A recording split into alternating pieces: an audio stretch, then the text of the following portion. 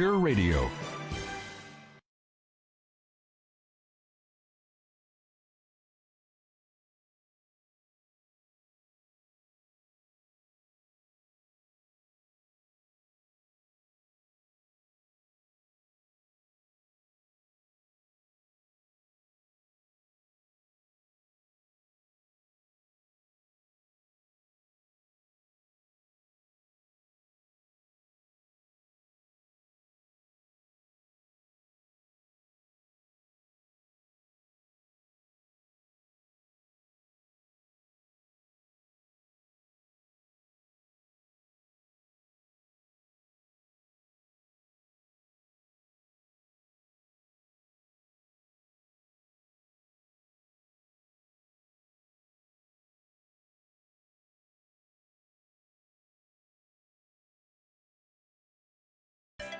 Choose Deck Soap for that extra cleanliness.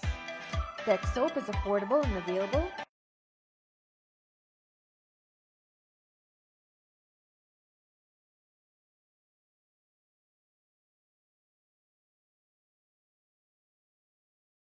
$100,000 monthly with Sleepy sanitary pads. Sleepy sanitary pads are all natural and are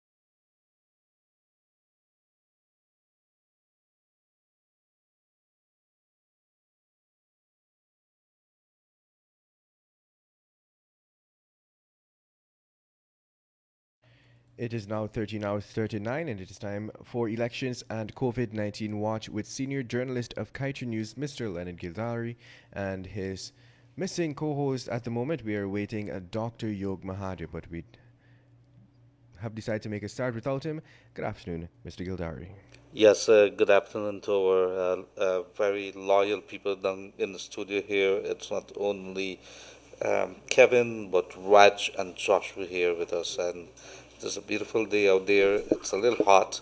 It's July the 23rd, 2020, 143 days since that March the 2nd elections. And we are going to get right into it in a moment. Uh, Granger and the administration yesterday, President David Granger, in a statement that was issued by the coalition, has made it clear that they're not willing to accept any recount figures. Rather, they want to have talks. However, this morning, the opposition leader, Bar Jagdo, has hit back, stating that they would have no talks with any kind, with anyone at this point in time before the declarations. So that is what is the big news that is coming out right now. We go straight to the Kaiser News newspaper, July the 23rd, 2020. Government legitimacy rests on declaration of recount results. And I want to say good day to my co-host, Dr. Yog Mahadeo, who is here at the moment. So we are going to be joining him as he has a lot to say today. Government legitimacy rests on declaration of recount results. EU. Granger will not accept recount figures. That's a big story here. After several things, I will abide by the law. I will abide by the constitution. I'm awaiting the declarations of GCOM.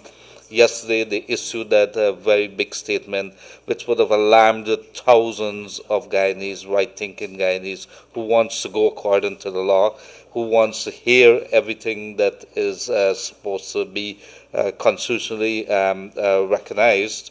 Saying, and the coalition is saying very clearly, it does not matter whether this thing goes to court or so, we're not going to recognize it.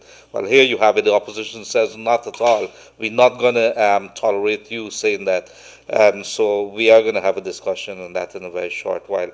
Come back to the newspaper here again. It is the responsibility of OS to protect democracy. This is a Venezuelan ambassador to the OS, and you'll recall that we did have a conversation with that about the slap in face that we have Venezuela, a sister country which we have in court at the moment.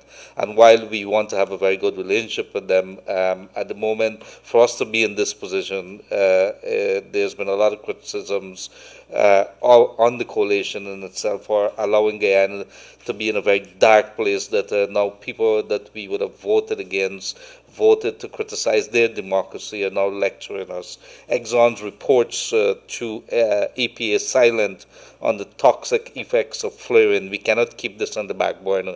Our oil is our wealth, and while we fight in here, oil, the production of which would have dominated the news in the last couple of years, has now been relegated to the back burner, and we're not looking at some of the big decisions or the big things that are happening, including flaring, which has a major impact on the environment, and that conversation has not been taking place.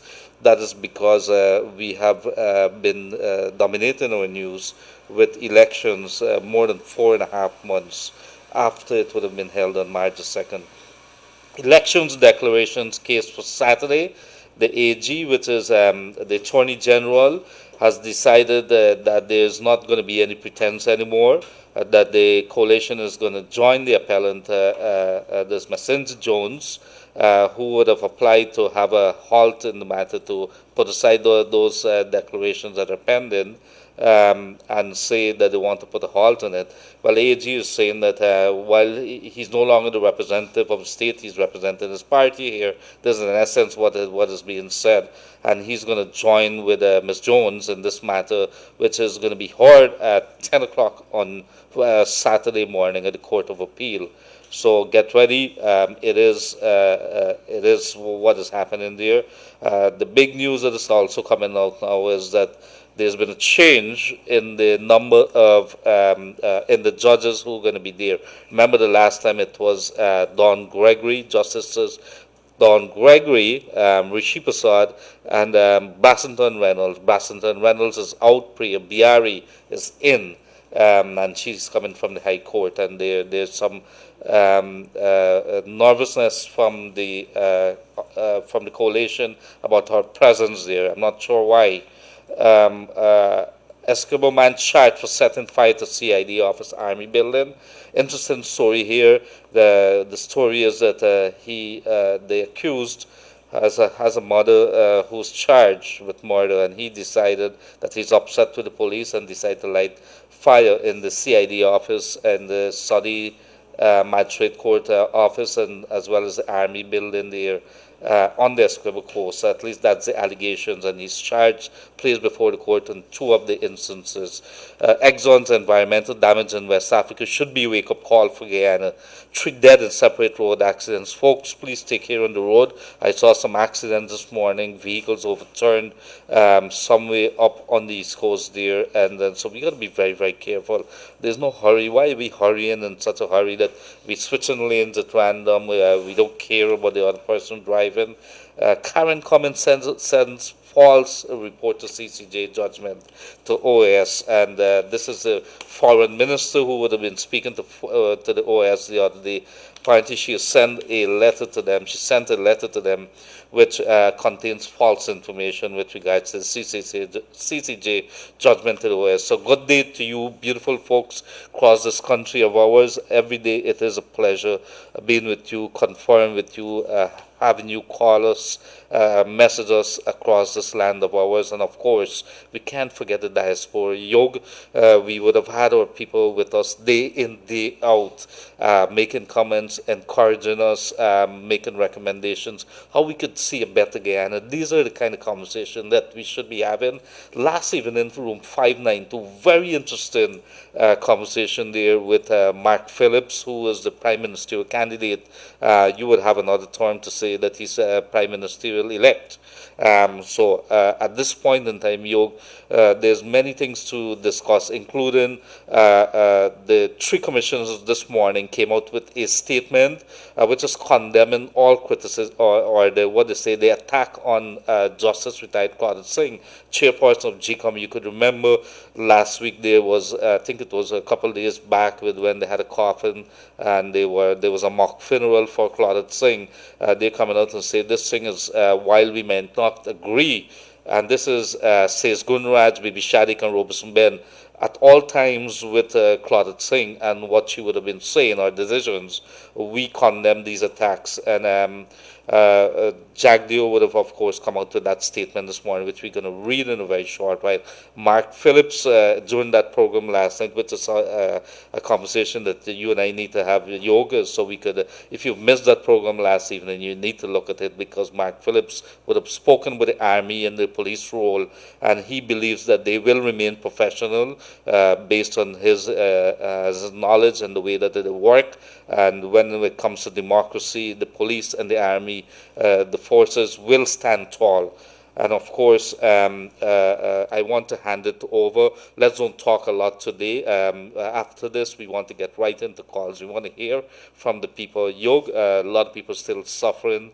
In fact, I seem to have the impression it has taken more than a crisis proportion now. Over to you, my good co-host, and let us get the conversation on the road. Thank you, Leonard. Good day to you and our team at Kaito Radio and our ladies and gentlemen, brothers and sisters all across Guyana and the diaspora. Leonard, what a conversation. What a sad state that Guyana has become, that we now have to have a conversation as about whether the army and the police will remain professional. What a day we are in that we have to discuss these things. This tells us not how far we have come, how far we have not advanced. After 55 years, 54 years of independence, Leonard, what are we now? Last night, you were right. Last night, we had to ask Prime Minister-elect about his opinion about race and racial problems in Guyana, his opinion about, what role would the police and army play. And the gentleman was quite clear that he believes that the army and the police will continue to be professional. Now, the people of this country will have their own opinions about that. And I'm not about to shape their opinion. Actions speak louder than words.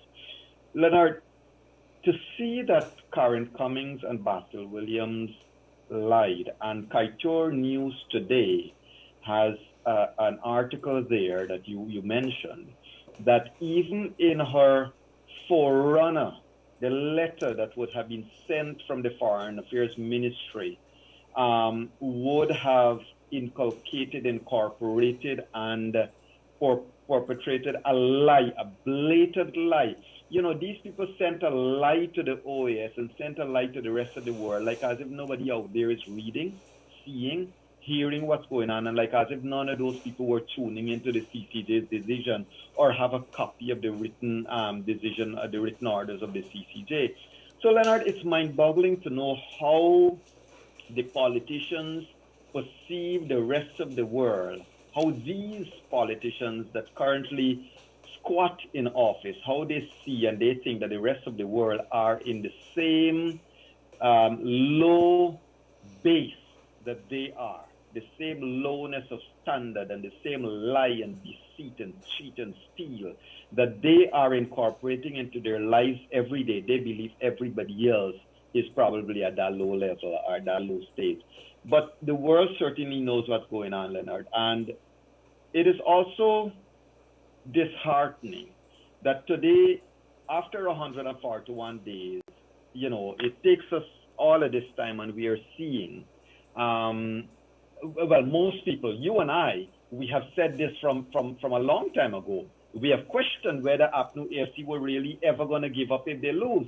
Remember a month and a half ago, Leonard, I was on the same program with you and I, and we were saying that it seems like APNU AFC don't want to hear anything if it's not that APNU AFC has won. These people want to go back to Mingo's declaration, and they're totally ignoring anything about SOPs. They're totally ignoring that it is Roxanne George who said that Mingo had to use the SOPs. Now, the good thing is that Claudia Singh has thrown out, put aside, rubbished, garbaged all those declarations, including Mingo's declaration. And Leonard, I would want to continue to reach out to members in the secretariat of GCOM. These people know the truth. I don't know that there is a law that is muzzling the PR officer or the other officers within GCOM. What we know is that only the CEO can guide the chairman. But there is no law that muzzles the rest of them, and they need to start coming out and speaking the truth. Leonard, truth is a stranger to people who want to embrace criminality. This is what you're seeing Grange and his team doing. They're changing their mouths every day. So it will be interesting to see, to shift that into gear, to see what will be Freddie Kissoon's take tonight in room 592, right? Well, I'm looking forward to it because that statement that would have come out that alarmed so many, that would have unsettled us in its very tone. It was a huge deviation from what the president would have been saying. I'm awaiting the declarations of GCOM when the issue of concede would have been raised. And he says that's what I will abide by. Now, all of a sudden, we're hearing any declarations that come as a result of the recount. And let us go back a little. This Caribbean Court of Justice would have made a statement, a decision, its ruling on the recount and what's supposed to be done, what's supposed to be done with it. Here you have it. It went back to GCOM, and then before GCOM could do anything, when it was ordered that Keith Lowenfield, who also came on the question last night about what is Mark Phillips' thoughts on it. Keith Lowenfield, when ordered with it, all of a sudden, in the midst of that, you have this court case that would have been thing. He refused to answer and walked out of a meeting with his boss, that his boss was holding, that his boss was sitting down there, got up and walked out. Imagine that. And so here we are. The CCJ has issued rendered a decision with regards to how that recount is to be treated. And you have the statement coming out and says, well, we're going to disregard the CCJ's ruling We're going back to the CCJ to ask them if they were serious when they issued that statement, that ruling or those decisions. Yog, that is in essence what it is. We're going back to the same people. Yog, what you said last night about me getting a salary increase, did you really mean it? I saw you put it in a letter to me as a boss. You will send a letter and you said I'm going to get a salary increase. Did you really mean it? Is that your signature that you put at the bottom there? That's the thing. You see, Leonard, and bottom line is people. It's amazing how people translate. And going back to the low and feel thing, Leonard. Before I talk about your salary increase, last night, Brigadier retired Mark Phillips also mentioned that no one would have thought that these are not his words directly, but he used the word rogue, gone rogue. Nobody would have thought that Lowenfield, a former army man, would go rogue in the way he has done. Leonard, it is worrying. Let me put this to the viewers and listeners out there. Ladies and gentlemen, for a minute, let us think the following. When the PPP gets into office, and in 2025, when there is an election, or 2026 when there is an election, and if the PPP were to lose, Leonard, and they do exactly what APNO AFC is doing now, what would APNO AFC supporters say? Mm-hmm. If it was a PPP government in office now, and they were doing what APNO AFC is doing, what would APNO AFC say? You know, this is the shamelessness of Granger and his team. What they are now doing, they're setting a precedence. God help us if another government comes in place and decide, you know what? Next election, they will blame everything on APNO AFC and say, APNO AFC, you're in opposition and you rig all these elections and you did this and you did that and you did the other. And so, you know what? Stay in opposition because we are not going to accept any results. And isn't that the same reason, Yog? Sorry about that. Isn't that the same reason why the entire region in the world is worried? Here you have it, a small little country that is part of so many organizations. Rogue state, because that is what it is. You have a coalition, the incumbent is refusing to give up power, although all the evidence, there's not a single shred of evidence that is there other than the recount which has verified what the count of the March 2nd election has said. It has basically verified that, give or minus a few votes. So here you have it. The whole world is endorsed it. The whole world has looked at it. And you have this country here in this region, part of the CARICOM, part of Commonwealth, part of the OS, part of the United Nations, that is saying, I don't give a damn. I don't care about any kind of agreements that we would have signed, that I have to respect democracy. I don't intend to pay any attention to all the charters when it comes to human rights, about the rule of law and anything else. We are not going to pay attention. You do whatever it is. Well, the U.S. did do whatever it is last week. Many of them lost their visas last week. While it was we know what it is. It's several ministers, including the president. That is what our sources are saying. They're not going to be an official thing, but we stand by our sources that it is. If you want us to take us to court, you could take us to court. But we are saying that it is the president and several cabinet ministers who would have been handed visa revocation sanctions by the U.S. And there is more coming. I think there's going to be a certain time that the U.S. is going to say. And while we're doing that, Canada is also acknowledging that the Britain is also working in similar vein, and Canada is also saying that we have tools at our disposal. While we're speaking about that, there's other things that's happening. We continue here running the government as if it's business as usual. It's not a transitionary government. It's not a caretaker government. It is not anything like that. It's business as usual. We have a government and a cabinet, and they're issuing checks and they're doing whatever else it is. That's what it is. Exactly. And Leonard, there is another perspective that I want to ask viewers and listeners. Ladies and gentlemen, can you imagine if GCOM chairman, can you imagine if it was Steve Surridge Valley and the PNC was in opposition and Steve Sersbally was taking so long to declare these elections, what would have been the state of Guyana, Leonard? If PNC was in opposition and was a PPP government or any other government, ANOC government or whoever government, but PNC was in opposition, and Steve Sersbally or Joe Singh or any other person, even Claudia Singh, if Claudia Singh was the chairman then, and you're taking 140 days to make a declaration, what would have been the state of this country? Leonard, here is the other thought that we must also have.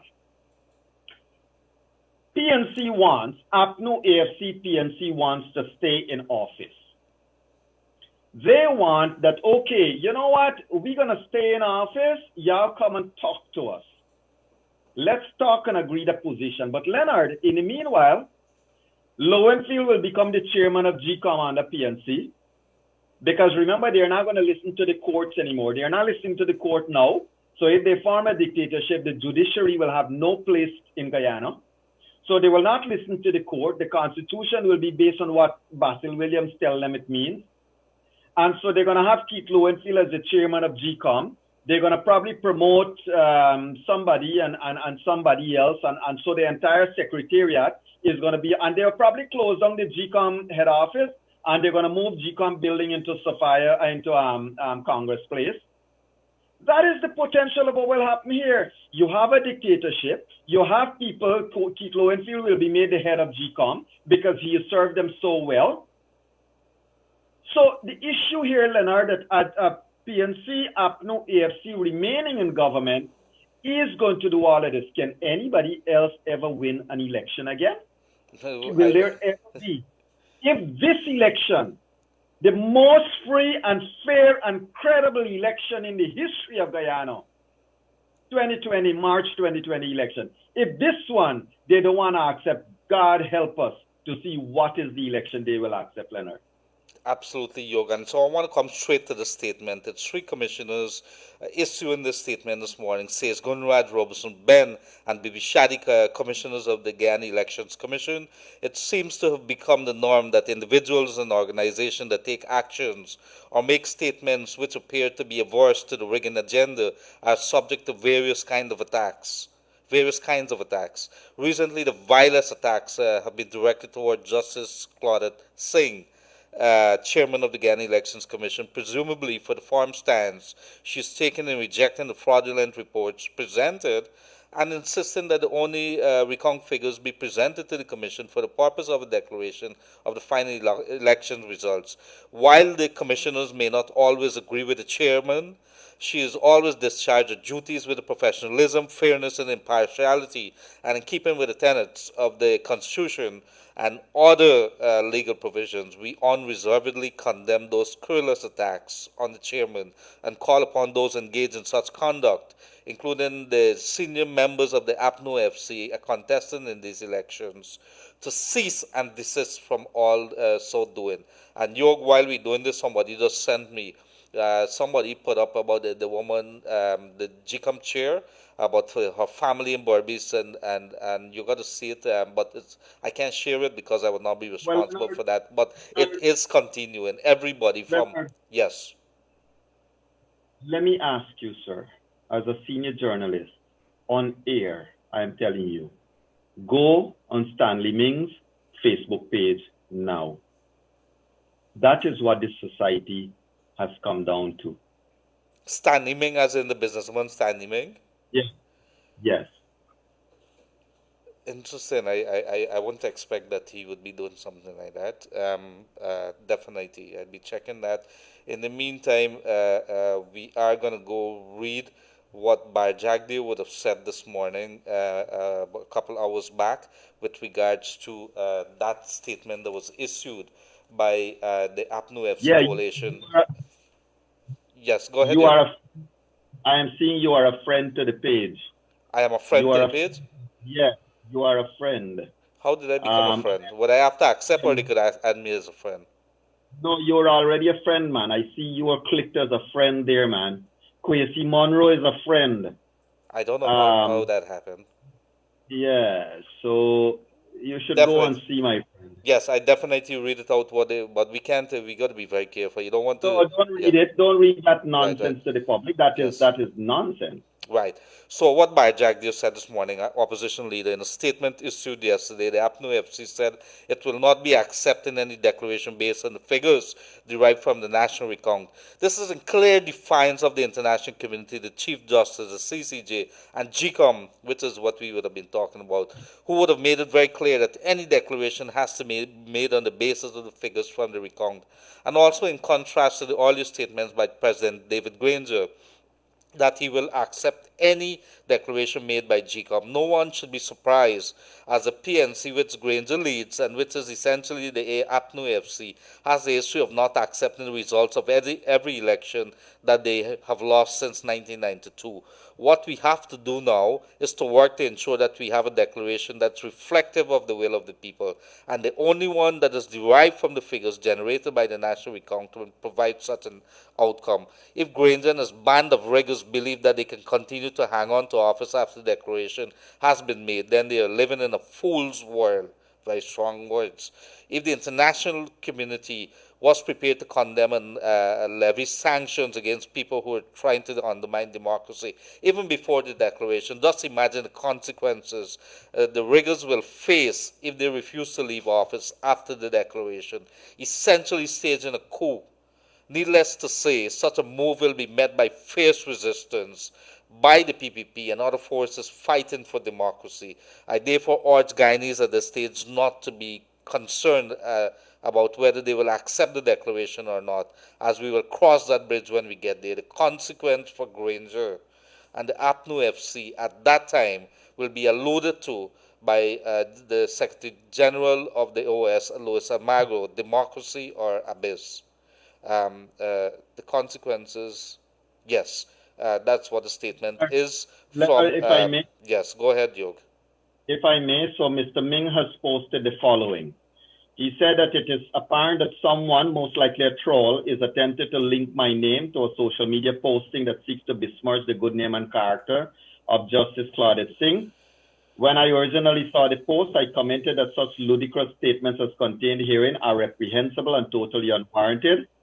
Furthermore, I was asked by numerous persons during the past several months that what my opinion of Ms. Singh and her position as GCOM chairperson, and I hold my singular position. She has attained her status as a highly respected member of the legal establishment through years of hard work and dedication to her profession and is unlikely to compromise her honesty and integrity at this juncture of her life for anyone. So Stanley Ming has disassociated himself, and he has said that somebody seemed to have used his name to create a fake profile and made that post. So I just want to ensure that we say that up openly to the public.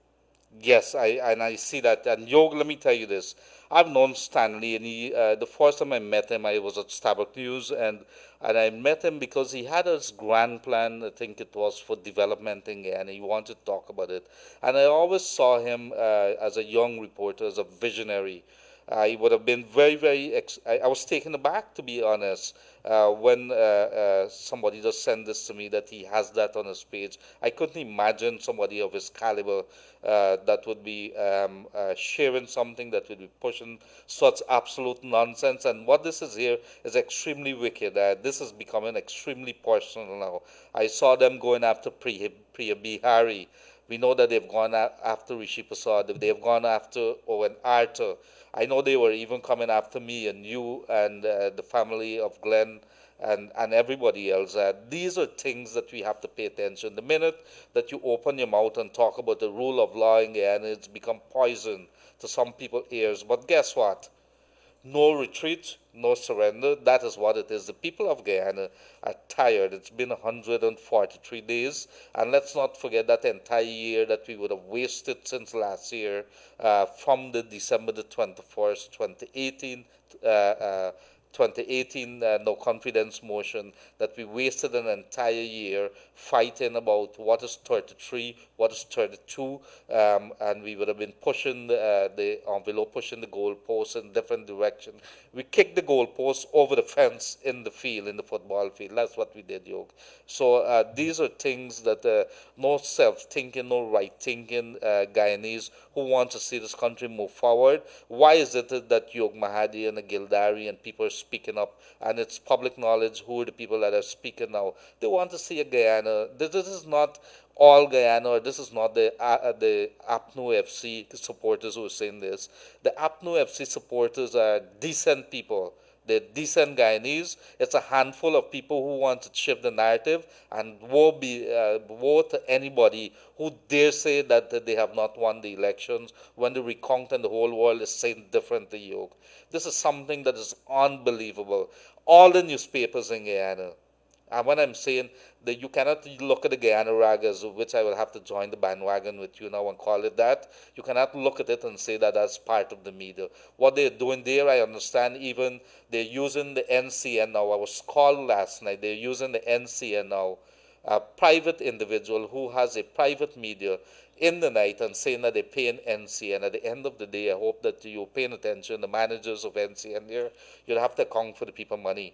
If you have been saying that you're receiving monies for programs that are not supposed to be there, or it's supposed to be a revenue and you can't find the money because it has to be paid for, well, then you would have to answer to fraud charges or something. What is important, Yog, is that there's not a media house in Guyana that has backed, that is pushing, that has endorsed this nonsense that has happened, this illegality. This unlawful behavior, this bullyism that is going on. And yes, they are going to come after us, and they have come after us. They've blocked us on almost everything. They have tried all the technical things. I can't even say some of the things that we as a radio station have had to put up with. Don't let's talk about the newspaper, some of the things that has happened to us. I'm not at liberty. Maybe Glendale, one of these days, after elections and everything would have settled, he's going to be here to tell you some of the things that was done to us during this election period from last year to now. And he's going to tell you about some of those things. As of now, what is important is that we speak about the business of the Guyanese people, which is how do we get ourselves out of this hole that we have dug ourselves into. A couple of people have done the digging, and we have to climb out of it now. We have to face the international world. We have to face the OAS, the CARICOM, the Commonwealth, the rest of the world, to tell them why 32 is greater than 33. You imagine that, Yog? Correct, Leonard. And also, Leonard, here we are today. I hate to raise this, but ladies and gentlemen, if APNO AFC loses this matter at the Court of Appeal, are they going to go to the CCJ? Will the CCJ then be a court to which they're not going to cry, we don't want to hear from overseas court, they don't, we want our sovereignty to be maintained, we don't trust these overseas courts? So, Leonard, that will be an interesting thing to see, right? Why would it be interesting to see, Yog? Is this something that is expected? Anything else to change whatever is the story that is before us? If the page says, if the recount says that you have lost, do you change the word lost to win? How do you do that? You scratch it out and you write it in? My point is, remember that the last time matters went to the CCJ, APNO AFC, they know that their case cannot be won in any court.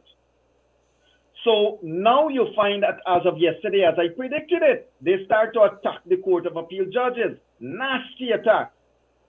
Right? I've seen one former minister shamelessly post a picture of one of the judges next to a former president and say, look, this is bias, without stopping to think that picture was when the person, that judge, was a magistrate, and when they were having an opening of the chambers there.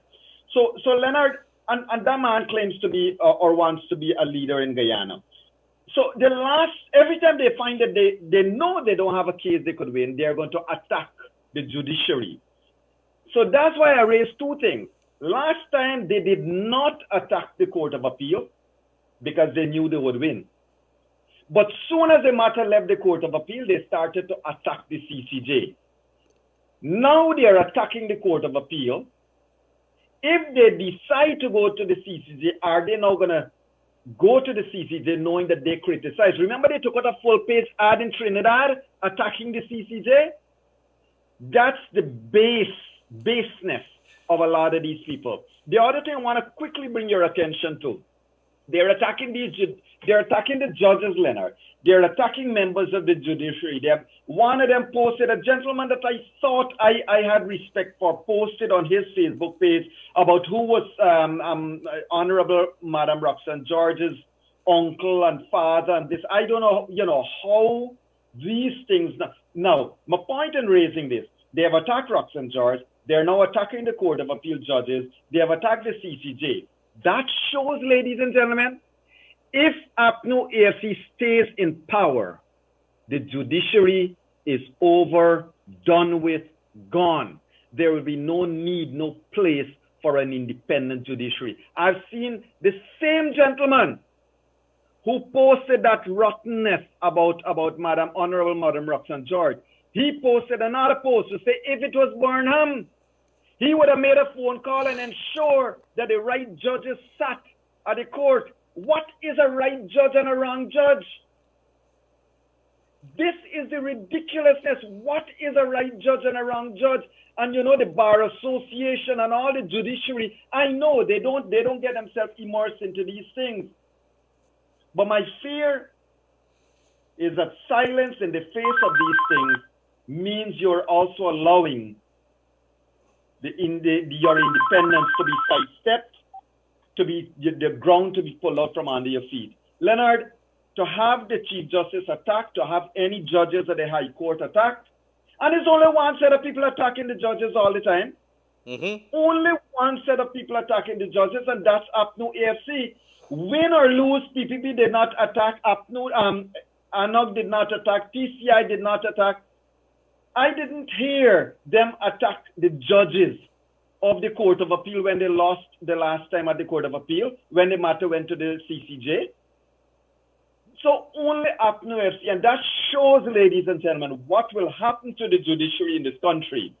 When a man could say that if it was Burnham, he would have picked up the phone and directed that the right judge be there to listen to this matter. Leonard, who is the right judge and who is the wrong judge? And the other question, if there is a right judge and a wrong judge in a political cycle, that person does not deserve to be a judge.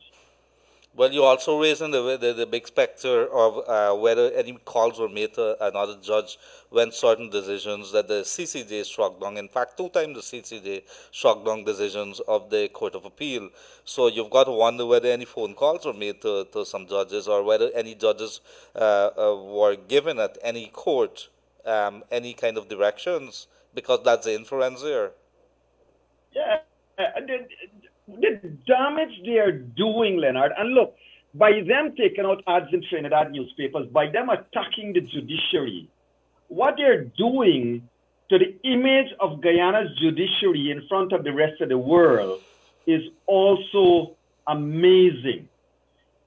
Look, can you imagine Madam Claudette Singh? Look the attacks they have brought upon this good lady over the past 2 weeks. Right? Can you imagine what face she would have? Can you imagine what the world presently would think of any judge in Guyana at this stage, because APNU AFC has besmirched the entire existence of legality in Guyana, and the Bar Association is silent. Look, you have had senior executives of APNU AFC come out and say, Mr. Harman, remember Mr. Ram identified it, that Mr. Harman came out and said that our lawyers will continue this fight. He has adopted this matter. The Bar Association is silent on Basil Williams going to the OAS and misrepresenting an apex court, misrepresenting law. The Bar Association is also silent on these people doing just cut and paste and going to the court. Leonard, if this does, and I'm not saying the Bar Association probably has its good reasons why it's not speaking out. I cannot presume to think for them, but all I can say is a sad day for the judiciary in Guyana when we are going to these levels of ignorance, of trying to supplant political thinking upon the judiciary. To now say that if it was Burnham, the right judge would have been there, means that there are judges in the system that is taking political directorate, and we don't need such judges in the system. And Leonard, in addition, for a senior executive for APNU AFC to come out the day after Roxanne George's decision and to say that decision was political and not legal, I don't know where we are going, and I don't know why the entire legal fraternity is as quiet as it is. Absolutely, and I want to say a hello to my sister, Omi Adela Herwood, I think it is. I hope I'm pronouncing it goodly. She says in a posting not too long ago that we should be so happy that there are so many radio stations. I rather presume that is saying that we should be thankful and shut our mouths with regards to having been granted a radio station. I'm not sure whether if that's what she's saying, but let me address that right there and then. We have been given a radio station here after an application that would have been spanning many years. When we would have been given that radio station, I think we were told that there are a couple of rules that we'd have to abide by, make sure that it's clean, make sure that we involve all, it's a radio for all Guyana, and that we keep it clean. And there's some other rules that you would have to do, public service announcements and so. I'm not sure whether any agreement, I can't remember, and I'm sure that if I've seen it, it's something that would have been objected to, that we were told that we have to bow down, carry any party, any political line. I want to repeat it here, we don't have any political party. Leonard Gildarie and Kaicho Radio and Kaicho News don't have any political party that we bow down to, that we carry any line for. This is not what we've been doing.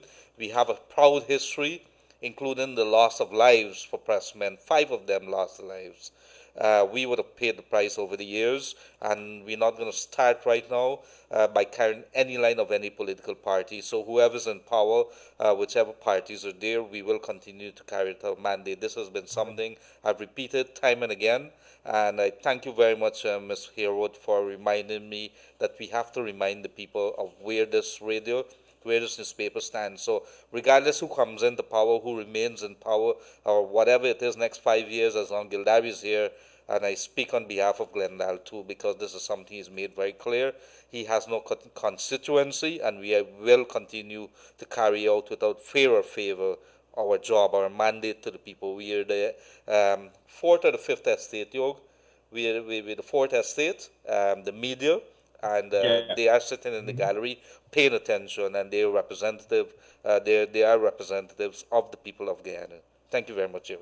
Correct. And Leonard, one has to wonder about our population, our ability to want to swallow certain wrongs, that it's mind-boggling. I will share this with people openly. We have had every year, Leonard, we have had a Pagua festival at the stadium every single year. Every year. Ladies and gentlemen, under the PPP government, they used to force us to pay over $1 million for that program. I used to oppose Frank Anthony because I felt it was criminal to want to charge us that amount of money to run a free program that makes Guyana look good. PPP used to do that. APNU AFC came into government. And I've always praised Dr. George for this. Under George's watch at the ministry, he never charged more than $300,000, and the $300,000 was to basically as a means of having a security in place. But that doesn't mean that I must shut my eyes to if Dr. George do something wrong or if his colleagues do something wrong. Wrong is wrong, whether it is PPP do it or PNC do it. I will not forgive what Frank Anthony or his crew did when we were trying to hold religious shows. And I would be thankful to the PNC ministers that allowed us to do some of them. But that does not mean that because I'm thankful for one thing, I must shut my eyes when my babies, when my children are being raped, when my country is being raped.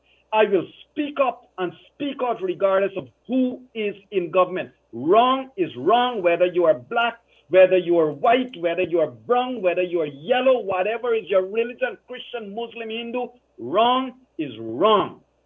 And we got to oppose it. Leonard, what year did Kaiser News start? I think 25 years ago, put it that way, 25 years ago. 25 years ago. Which government give you your license to start? Under which government you got your license to start? So you shouldn't have criticized PPP at all then. You're in the wrong business. You're in the wrong business if you decide to do that. Going by that message, the logic of that person, you should have never criticized PPP. But this is a nonsense that we have come to, that you want. Because you hate Barrett Jagdeo or you hate Irfan Ali, we must accept that a band of merry men must thief, steal, cheat these elections because you hate two persons. Well, I know. I don't care about hate for any side. I know there will be another election, and whoever is in government, if they don't do what is right for this country, we vote them out again. I don't care who they are. And if you would have missed that program last evening, it was not an easy time for Prime Ministerial candidate of the People's Progressive Party. More than likely, based on the recount, he will be the next Prime Minister. But it was not an easy time for Mark Phillips because we did grill him, Yog, on not only what he felt about the army, on the way forward. We talked about healing, on some of the things that he would be doing to whether he would become a square peg or he's going to get himself integrally involved in the operations to make things work, to make things improve. And so these are the job. Our job here is not to sit down and be nice to anybody. Our job here is to ensure that the hard questions are asked, the issues are discussed. Let us put it on the table there, and I'm sure that we have many bright people in this country here. They're able to analyze. You look at the level of conversation that we're having right now, right across this country, on both sides of the divide. It is everybody is geared on one thing except a handful, a few, which is destruction. They want to see, the majority of people want to see, let us get this thing over with so we could deal with COVID-19. Too many people are starving. A lady called me this morning as I am on that. Lady said in our village here in Borbis and Kanji, it is so bad that we have to, neighbors are helping one another. You have a garlic, could you share it with me? And if you have 2 pound potato, could I have 1 potato? That's the kind of thing that's happening in Yog. She says, we want to do it. I have 5 children. I don't have a husband.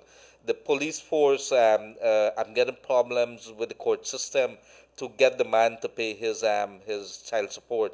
So these are real issues that have to be dealt with. At the moment, what are we talking about?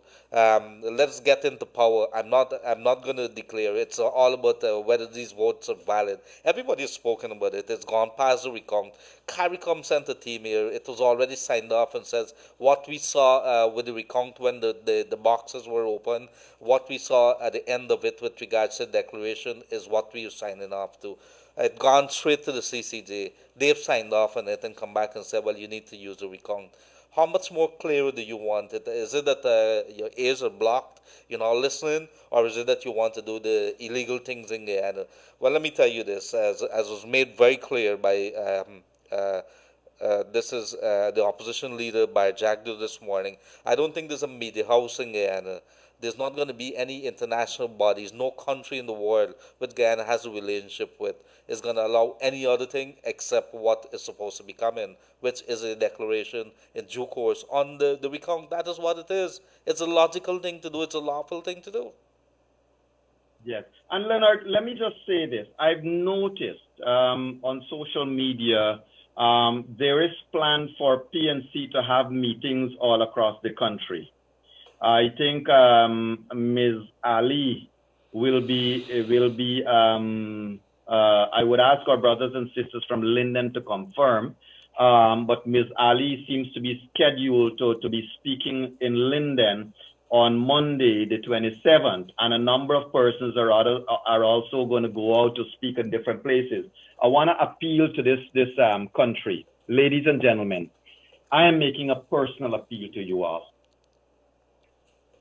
If they are coming to bring hampers, to bring foodstuffs, to bring bread, to bring ration to your community, come out in full force and collect your hampers and collect your foodstuff and collect the bread.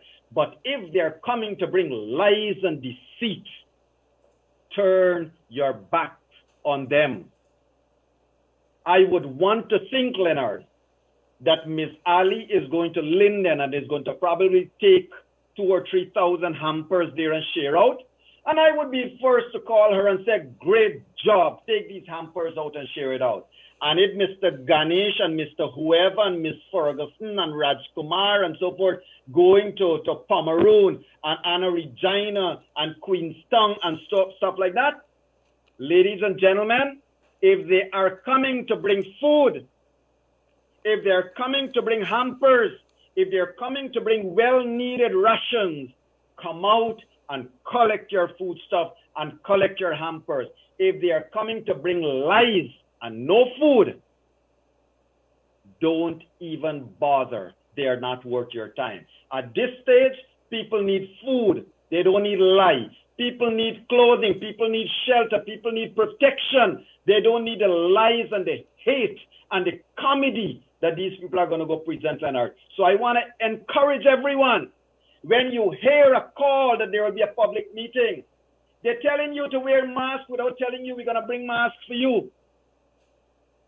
If the invitation says come to collect hampers, go. If it doesn't, stay home and stay out, because it means you are going to support your own inability to have another meal. Mm-hmm. And so, Yog, if you want to say to people, if you're now joining us, it's elections and COVID-19 watch here.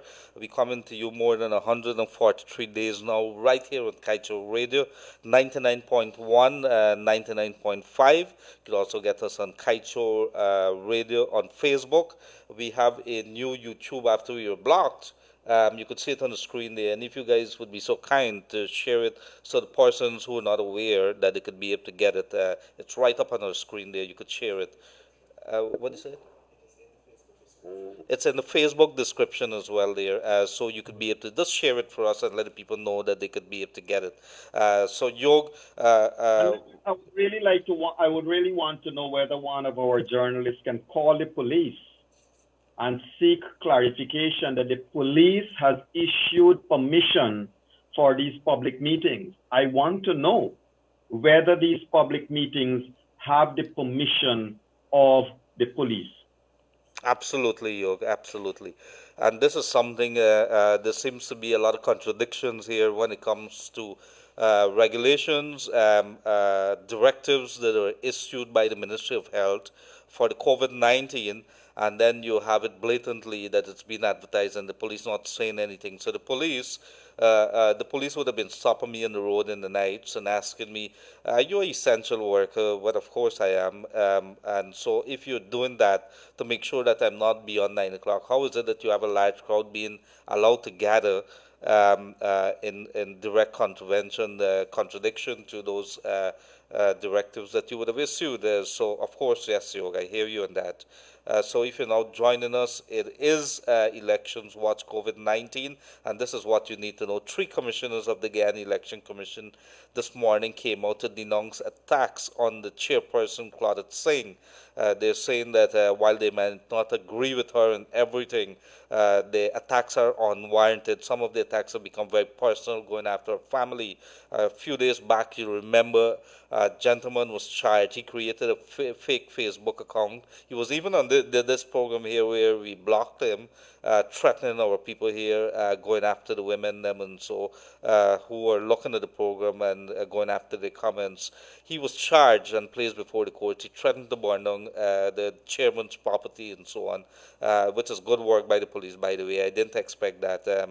So we still have good people within the police force. The force as a whole has been doing a good work, and as Mark Phillips would have said last evening, he has full confidence that there will not be any interference from the army and the police, that they will act responsibly, professionally. That is his information. So also you would have heard from Jagdeo, the opposition leader, who would have been responding to that statement from the coalition yesterday, which said that they will not accept the recount figures. The opposition leader made it very clear this is totally unacceptable. He says, let there be a discussion, let there be a declaration before any talks or anything. We're not even going to go there. So he's saying that you're going to be putting yourself in another realm, even having any conversation about that. So that is where we are at the moment. There's, of course, that case that's coming up on Saturday morning, the appeals court. 3 judges are going to be listening to that case at 10 o'clock, starting 10 o'clock. We could expect a ruling as early as maybe Monday or Tuesday. So let us get ready for that. That's going to be live stream. Kaicho Radio is going to bring that. In the meantime, Yog, let us tell our people that our numbers, because we want to hear you. The last couple of days, because of the court proceedings and then the OS, our lines, we could not open our lines the way that we wanted to. 226-7453, 226-7453. Many persons would have been complaining not being able to get through. It's only one line that we have. We're working on that. 62222, that's where you could text your messages to. We want to hear from you. COVID-19, how it's affecting you. We want to hear your thoughts about the political situation in Guyana, about this latest development. Yog, before we go to the lines, any quick thing that we may have missed that needs to be told to the people?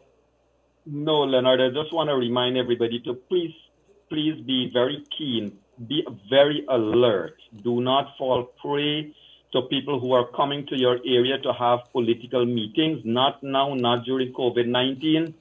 If they're coming to distribute hampers, let them visit every home and distribute hampers. Don't come out to any political meeting. We all know the politics from APNU AFC presently is all lie all the time. And also, I think Mr. Joshua Van Slytman and Kevin Smith and Raj is there with you. Yes, the Raj is here. Kevin is here. Okay, Kevin and Raj and Josh. My beautiful wife Anita is sending some nice baked stuff there for you 3 to ensure. Who 3? Am I included in that? Because I didn't hear you say Gildarie. Mr. Leonard Gildarie can look at you eating. And if he begs and begs nicely, you can probably favor him with a piece. Well, you know, I'm glad that you said that's on air so the rest of the world. I'm not going to say a word. I like you as a brother. I love you as a brother. And so when the people see you do things like that to me, they wonder about you. But I'm not going to say anything to cast any aspersions on the character. But that's what it is. Okay. I didn't say you shouldn't get. I said you will get. Well, I would not be incorrect to tell the people that my version of what I heard from you is not what you really wanted to tell me. I heard what I wanted to hear. I'm going to take you to the CCJ, my friend. You could try that and let's see what happens. I don't have to listen to what the CCJ says. So there's a caller. Yeah. Good afternoon. Yes. Caller, good afternoon. You're here. Hi, good afternoon. Good afternoon. Bless you guys. Thank you very much. With this whole thing that is going on, one of my observations, the relaxation of the curfew should tell you guys what the cabal have planned. That's 1. 2, all of a sudden there are no active cases in Region 10 and Region 4. That said it all. Right? These people cares nothing about this nation. And I wish if the rest of my Guyanese brothers and sisters can open their eyes and realize the road that the APNU AFC selfish cabal want to take us down. They cares nothing about Guyana. Nothing that they're doing is with this country at heart and for the development of this country. Why do you think there was such a quick move to remove the chief of staff and send you on leave, but the commissioner of police is still there? Mm-hmm. Guyanese, wake up, open your eyes. We are not stupid. We are not stupid. We are not stupid, Mr. Green. Just need to stop playing a saint and playing that he is this Mr. Integrity and decent. The world already see through him like a piece of glass. The world know what we have to deal with in this country. And I am sorry for the rest of my Guyanese brothers and sisters who are following these people and being misled by their foolishness that they're doing. These people care nothing about you. You read that statement they issued yesterday, it tells you plain and straight. If we in the power, whatever happened to Guyana, we don't care. How can you want people like that to govern this nation? How can you want them to govern this nation? Then you got people on television, on a program that is being broadcast live to the world, lying to the international body. You watch the body language of the foreign affairs minister. She is so angry that she got to talk to these people. Because why? Guyana belongs to them.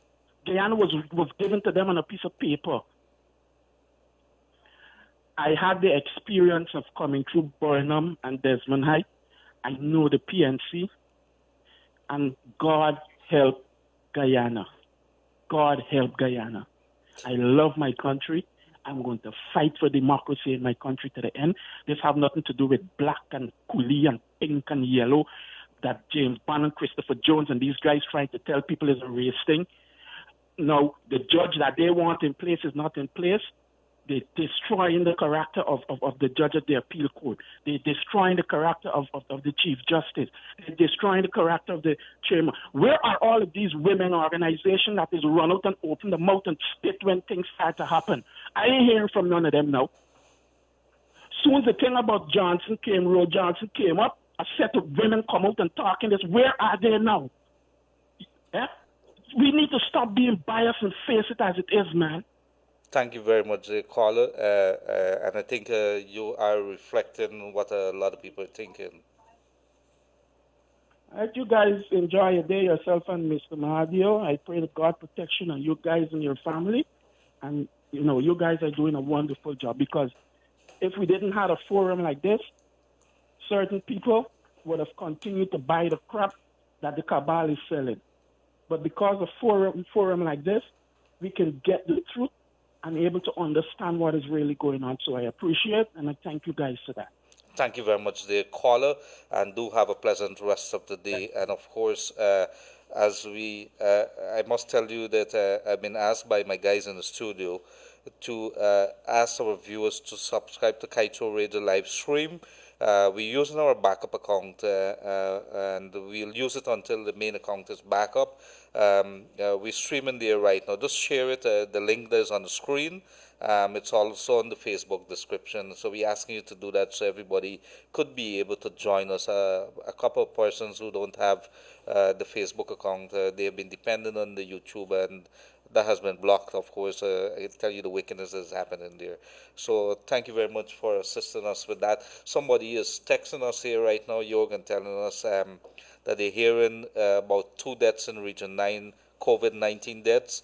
We have not had that information yet. We're going to try to get to the bottom of it. If that is indeed the case, it is indeed more worrying. Every day, I think we have gone to 350 cases now. The number of cases keep rising. So what Yog and I would have said in the beginning, more than 140 days back, please, folks, take this thing very, very serious. it is not, we're not going to be out of the COVID-19 situation for another couple months. This is not something that's going to go away. I don't think it should be recommended also. Yog, the Minister of Education is missing in action. Is either they're in or they're out. We have not heard from Nicolette Henry for weeks now, and nobody's saying what's happening. In the meantime, we have CAPE and CSEC students who are writing the exams. God in heaven knows. God in heaven knows how those kids would have made it. The kind of stress that this COVID-19 and also elections would have been brought upon them and their families. Many of them are not too well off, and yet they would have gone and do it. So we recognize that from the radio here, Dr. Yog Mahadeo and himself, our entire crew. The people of Guyana appreciate it. The sacrifice that would have been made, your resilience, your strength through this very trying time. So all the best. We encourage you to give it your best shot. We are in it, but please remain safe. Yog, I think you might even be a little more eloquent than I am on that. That's something that really worried me about those students.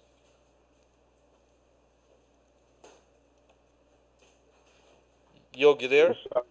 Yes, Yes. it is indeed worrying. Leonard, our children are all we have to offer to our future, and our future is all we have to offer to our children. As a country, I see us, adrift. There is no political, no honesty among the politicians that wants to stay in power, to continue to squat in power. I see earlier you mentioned that person, I was going to say gentleman, but I stopped short, that person who gave himself a name like Rahim Rahman, Rahman Rahim, that gave himself that name to threaten the chairman of GCOM. And I just want to raise this with viewers and listeners. I found it odd, Leonard, that gentleman would use a Muslim name to do such desperate acts. Is it because Irfan Ali is a Muslim? Is it because that is the depth of depravity that this government, this cabal, is now up to? Is that the depth that we are sinking to? Leonard, it is no accident that he chose that name. And whoever is his intellectual author would have told him what to do and would have directed him.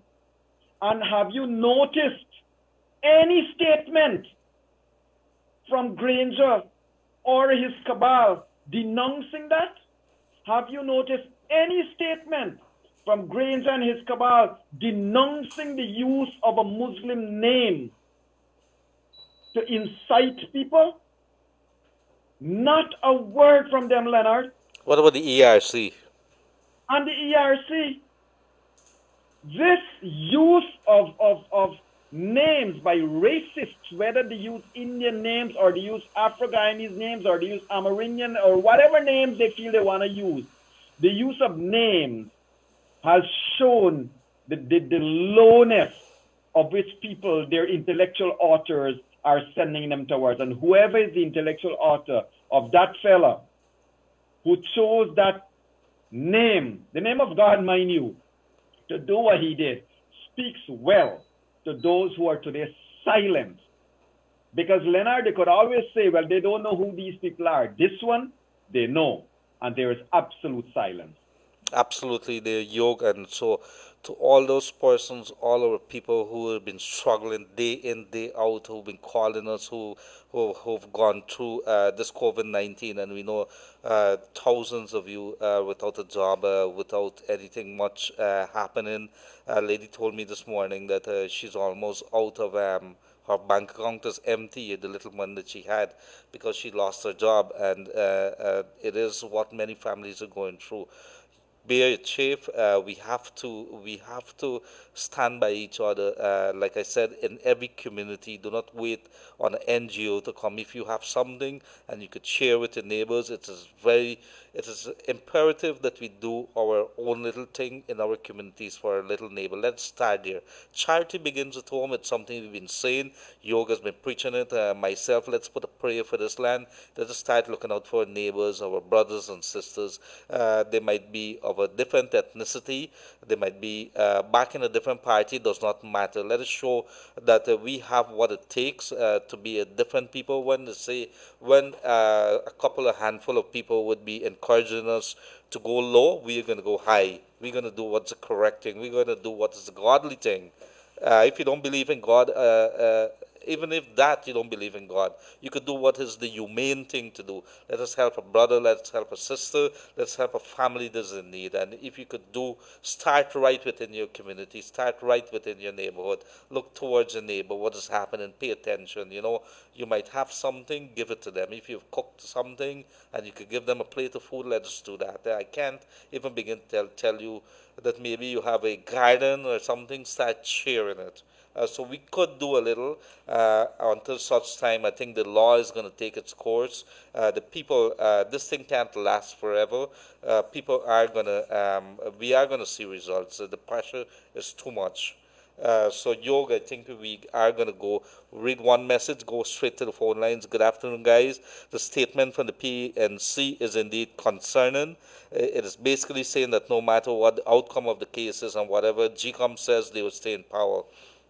As a young citizen of this country, I'm curious though, if GCOM declares the rightful win and they refuse to give up our transferred power, then where does that leave the people?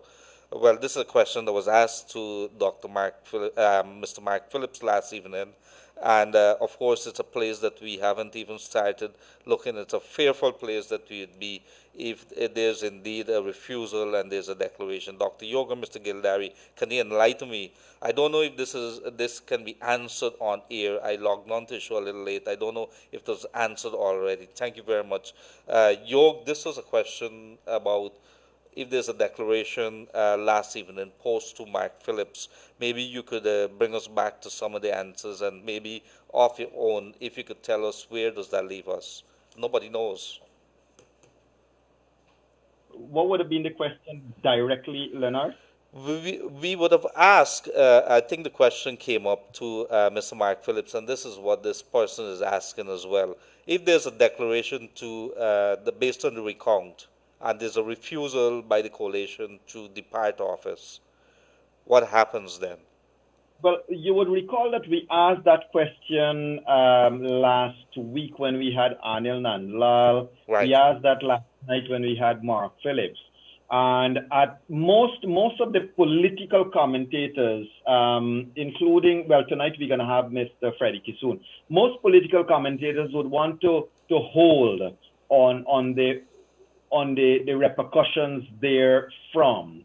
Leonard, next week, Wednesday, interestingly, we will get Sir Ron Sanders on our Room 592. And that will be a question we certainly will have. Because ultimately, ladies and gentlemen, if the PNC is intent on staying in power and they defy any declaration by the chairman, it means that the people who call themselves judges and magistrates in this country can pack up, because there is no role for the judiciary anymore.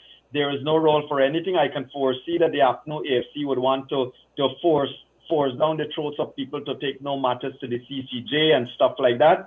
And this is all based on their attitude towards the courts over the past couple of weeks.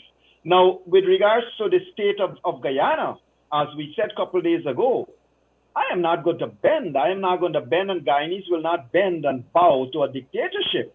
If you are staying in power against the rule of law, it means you are a dictatorship. And yesterday, you and I, Leonard, we called it. We said that statement by APNO AFC is basically launching of a dictatorship.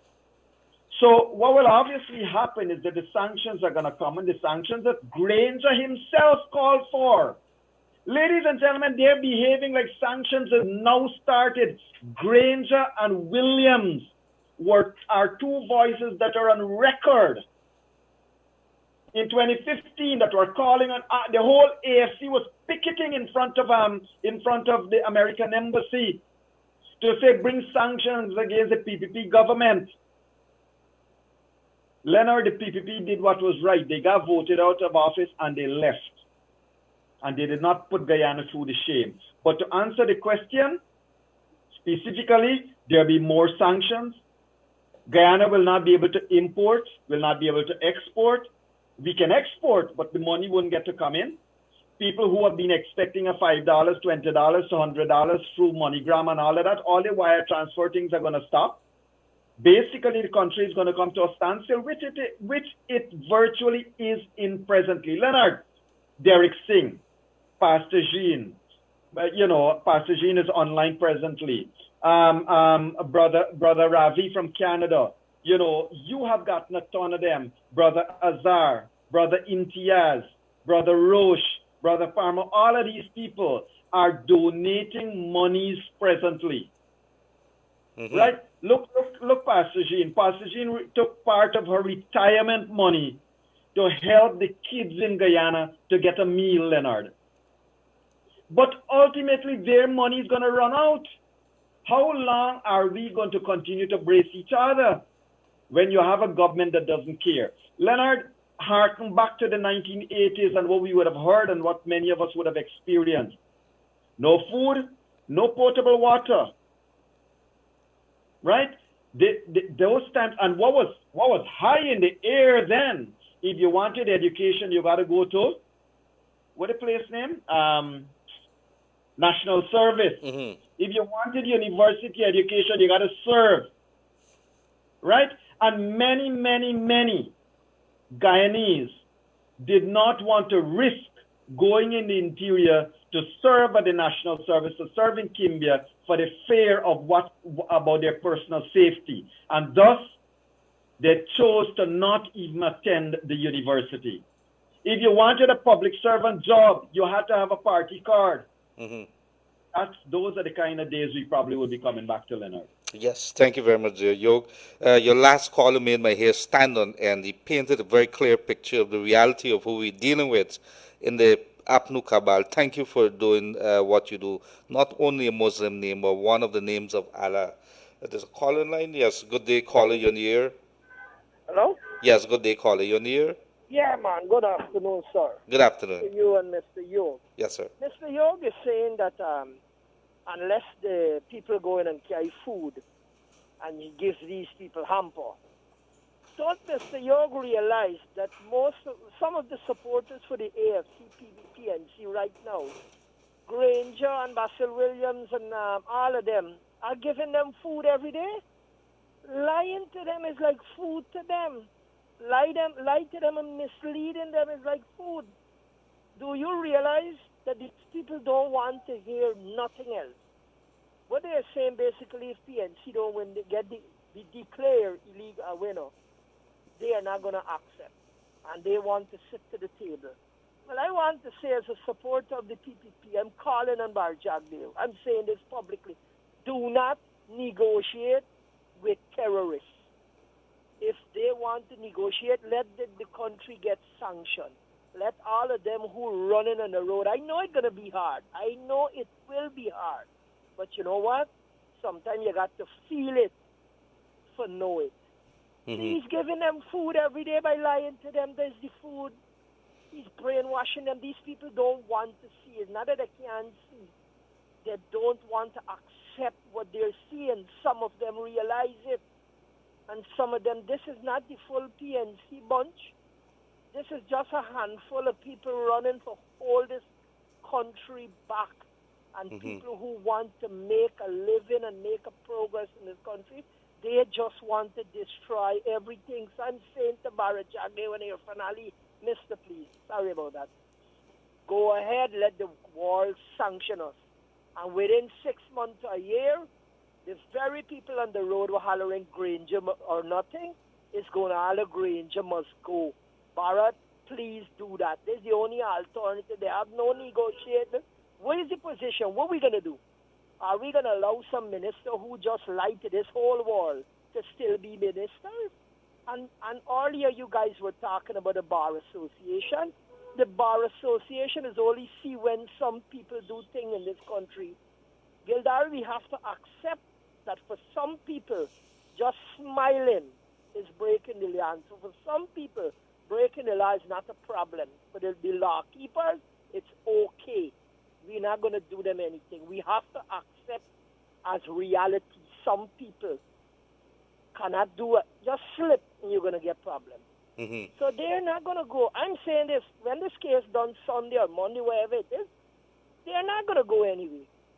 They're not going to come out. They don't care anything. They're telling you. If I was the Chancellor of the Judiciary, I wouldn't even hear the case them up because it doesn't make sense. Because wherever you rule, they're not going to accept unless it is in their favor. They want everybody to break the law to please them. They're not studying that somewhere along the line that these people watching these people performance. Mm-hmm. These people are, the Caribbean Court of Justice, some of these people have a future there in time to come. Do you think they're going to just, oh, no, we can't take he or we can't take she? She was doing this and she was doing that. Mm-hmm. So, my brother, I know you guys there in there. Keep up the fight, keep up the top. I know we there, we listening every day. And if you open this phone a little more often, you would hear the real amount of people in this country who are hurting, the true amount. Enough people don't get through. Gildarie, thank you very much. Thank you very much, dear sir. Thank you very much, dear caller. Good day to you. And so, good afternoon to you, sir. I'm living in BV. People are starving here in BV. Nothing to eat. My dad is not getting work to maintain. Plus, GWI is calling us to pay the water bill, or else they will come cut us off. And my dad is not getting work. I'd be happy if a president can be swearing, so work will start flow again and we could get back normal food to eat. Please, sir. And that is coming, that is a heartfelt plea there from somebody, one of our listeners, one of our viewers. Dr. Yog Gildarie, good afternoon. The situation seems grim. In the 1980s, the life expectancy for Guyanese was 52 years. This was a product of dictatorship. The life expectancy increased to 62 years around 2005. This was a product of democracy. My fellow Guyanese, this is a harsh reality we faced, and regardless of our color, race, creed, or political conviction, we as Guyanese unite and fight for democracy. Madam Chairwoman needs to go ahead in short order and make the declaration. Then we should rock back and wait for the next move. It is time for them to be pushed. That's coming from one of the persons who have sent us our text to 6222222. Good afternoon, gentlemen. I must say I was very young in Barnum days, but I do recall the first time for dinner my mom had to make rice because she had no flour, and my little brother cried not wanting to eat it. He went to bed hungry that night without eating. I also remember my parents crying. My dad worked as a village overseer, and on election day the GDF would take him in their vehicle to follow the ballot boxes. It was just all for show. When they got to a certain location, they would let him out. My parents took us out of Guyana the first chance they got. It breaks my heart knowing that the Guyanese people are going through this today, and I don't believe their own supporters understand how their lives will be affected. Let me go on quickly. See some others here, Yog. All right. There's anything before we go to the lines again, Yog?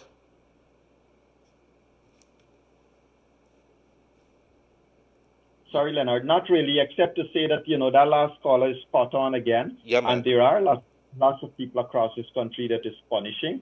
And I see a lot, the message you just read, a lot of persons would have heard from their parents what dictatorship was like, what rigging of elections were like from 1964 right down to 1985. Rigging of elections one after the other. Leonard, and people complain about extrajudicial killing. I want to remind them, it hasn't stopped. Extrajudicial decisions and extrajudicial activities has continued up to this day. Listen to when some of the attorneys, when some of the wise people speak, Leonard. People have this notion of wanting to say extrajudicial activities took place only during certain time. What happened from 1964 to 1985? What happened to those boys that were killed at ballot box martyrs? What happened to all those people during all those years, Leonard? What happened to all the people from May 2015 to now? So the argument about all of these things, sometimes people just throw it up so that they could be satisfied with some little confusing kind of a narrative they want to create for themselves. The reality cannot be changed. And that is that these squatters want to continue to stay in office against the will of the people. The will of the people is the will of the people. We will not bend, and our forte is that non-cooperation with evil is a sacred duty, Leonard. Yes, Yogi, it is indeed true. Good afternoon. Apnu is behaving like the proverb, but necessity knows no law. If the need is great, then the law is disregarded. Apnu is in need of power or power hungry. That is a text that has come in. There's a caller line. Good afternoon, caller. You're on the air. Hey, good afternoon, Mr. Yog. Yes, you're on air. You're on Kaitor News. Kaitor Radio, sorry.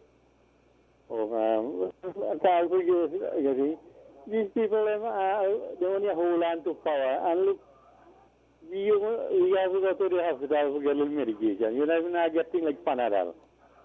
Which hospital is that, sir? Just have put you in the hospital. You got me a diabetic, me got insulin. Uh-huh.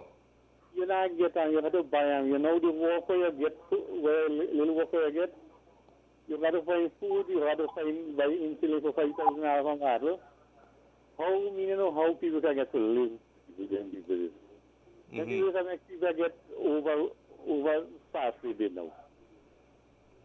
We can never think in 2005 when you got this club in the wrong. Quick time by the government decision, give everybody one duty, and everybody can do them business. The only thing I want to know is the task force, you can start to feel it, they're not get to it. No. Yes, sir. Mm-hmm. Thank you. All right. Well, thank you very much, there, caller. And so, good day. Continue the great job, you guys. My question for some folks out there is: Mr. Norton from the PNC, is he a legal practitioner? Also, why and on what grounds is he entitled to question the decision of the Chief Justice? There's an opinion why she's the Chief Justice and not him. So this is somebody that's making things. I'm not sure. You want to answer that, Yoga, or just leave it as this? Well, there is no answer to it. Mr. Norton is a political creature, political person that is an executive of the PNC. I don't know that he holds a position in APNU AFC, but he's an executive of the PNC. Yes. Yog and Leonard, God is on your side. Do not be afraid. Western journalists have been killed because the spoken speak the truth. Al Jazeera is banned in some Middle East country because they speak the truth. KK News is now Guyana's Al Jazeera. Stay safe. Well, I'm not sure we have gone to the stage where people lives are that. I think it's just a couple of bullies who want to see whether the people, they're testing the waters. I think the statement here, somebody said they're testing the water to see whether the people would accept, because on the last line, so let's have talks with the stakeholders and the political parties. So I think it's just a couple of persons who are trying to see whether they could stay in a little longer.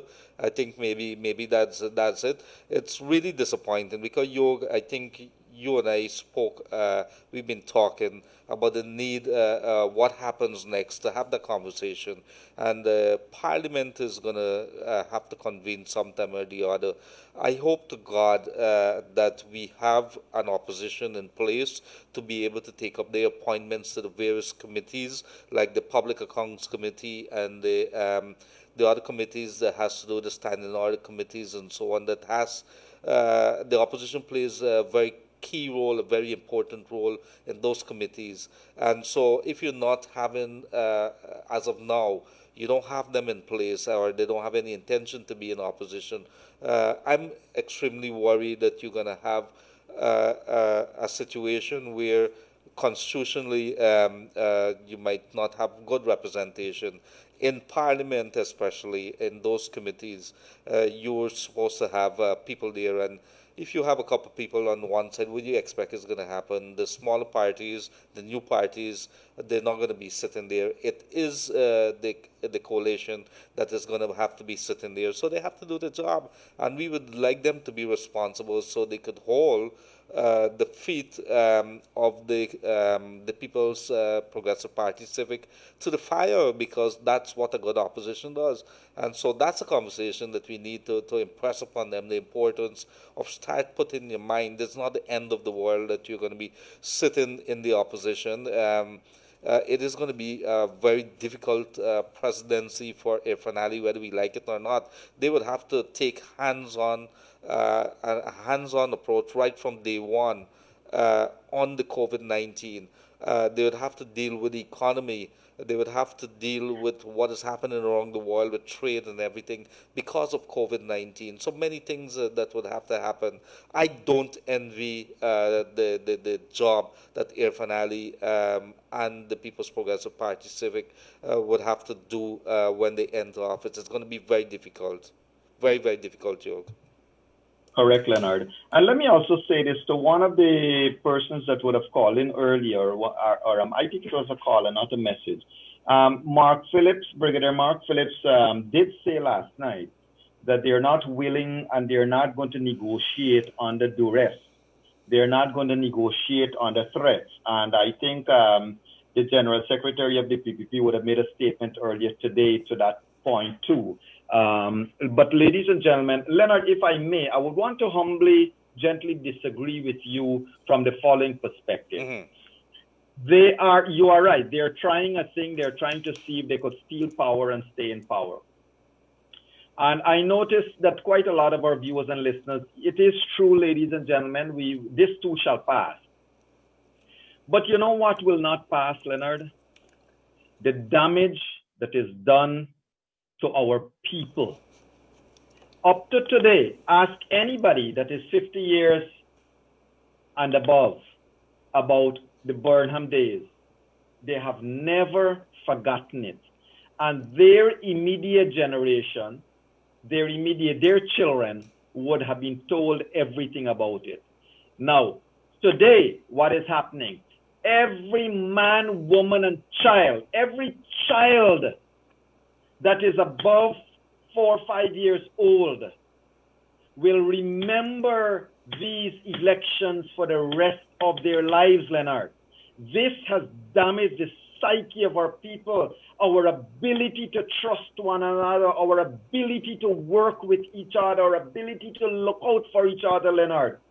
That is what APNU AFC has done to this country, has damaged our psyche as a people. Yes, we will rise. We will rise above it.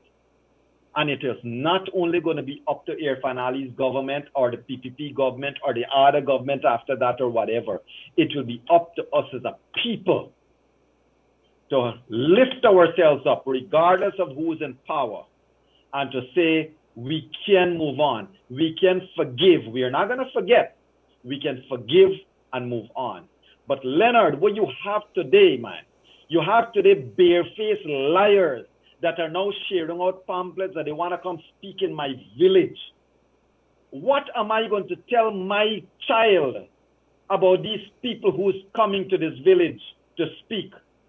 Without, as I said, without bringing a hamper, without bringing any help, without bringing anything for my child who might need a meal. The damage, Leonard, will last for generations to come. And that is the sad truth, my friend. Did you get the banana bread? No, I didn't get anything. I think you're trying to set me up. But I leave my good people, our good people here to judge. I think I'm going to give them an update as to that banana bread. But Yog, I want to tell you a story because I received a call recently. Recently, I received a call. It's a very good friend in the police force, and he is from the other. He's not Indian, and the man says, I watch you guys. I've been following you guys. I want to say thank you very much. He says, I've been on the job here. They call it inline the police force. It means that you're on call 24/7. You are in lockdown at the police station because of the elections. It's not over yet. It has been more than 4.5 months now since all the police stations across the country would have been on that inline process there. It has been a very tough time. The man says, I have not been able to see my family properly, more than 4.5 months now. He's living right in at one of the police stations here for months on and weeks, and he says if you see the situation there, I could go on, but what he's saying is that, which really struck me, is that if you see the fracture that is within the police force at the moment because of these elections, and when you would have talked not too long ago about the damage that has been done to our communities, to our people because of elections. Our country is not a hating country where I see you, they might have one, two persons might have a little, and it goes on both sides. You and I've got to admit that on both sides there's a little feeling. It's natural, human beings. Maybe you come out of product of an environment, but what is important? Our people are loving people. And he says if you see the fracture that is in there in the police force because of these elections, and that is what our politicians, a handful of people, would have done to our people. How do you forgive people like this, Yog? How do you start telling yourself, I want to look at you.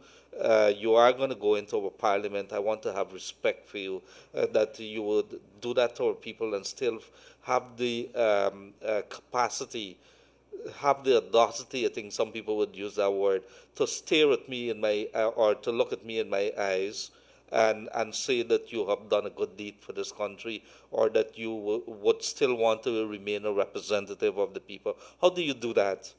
How do you live with yourself when you would have done all this? And people are literally crying not only because of COVID, but because of what our society has ended up to, that you're living in a neighborhood. I live in a street. All kinds of people live in there, from Brazilian to Venezuelan to everything. I walk down there and it's quiet in the street. People lower their heads. I'm not sure if they're scared, but I think maybe, I rather think that maybe they don't know what to say. Maybe you're going to come out with a different thing to say. But people are hurting, you. People want People are answers. hurting. People Are hurt. people want this thing over with and done. I don't know how to say it, but it hurts me because that is not who we are. I've grown up during the hard 80s too. I lived in Enmore, Yog.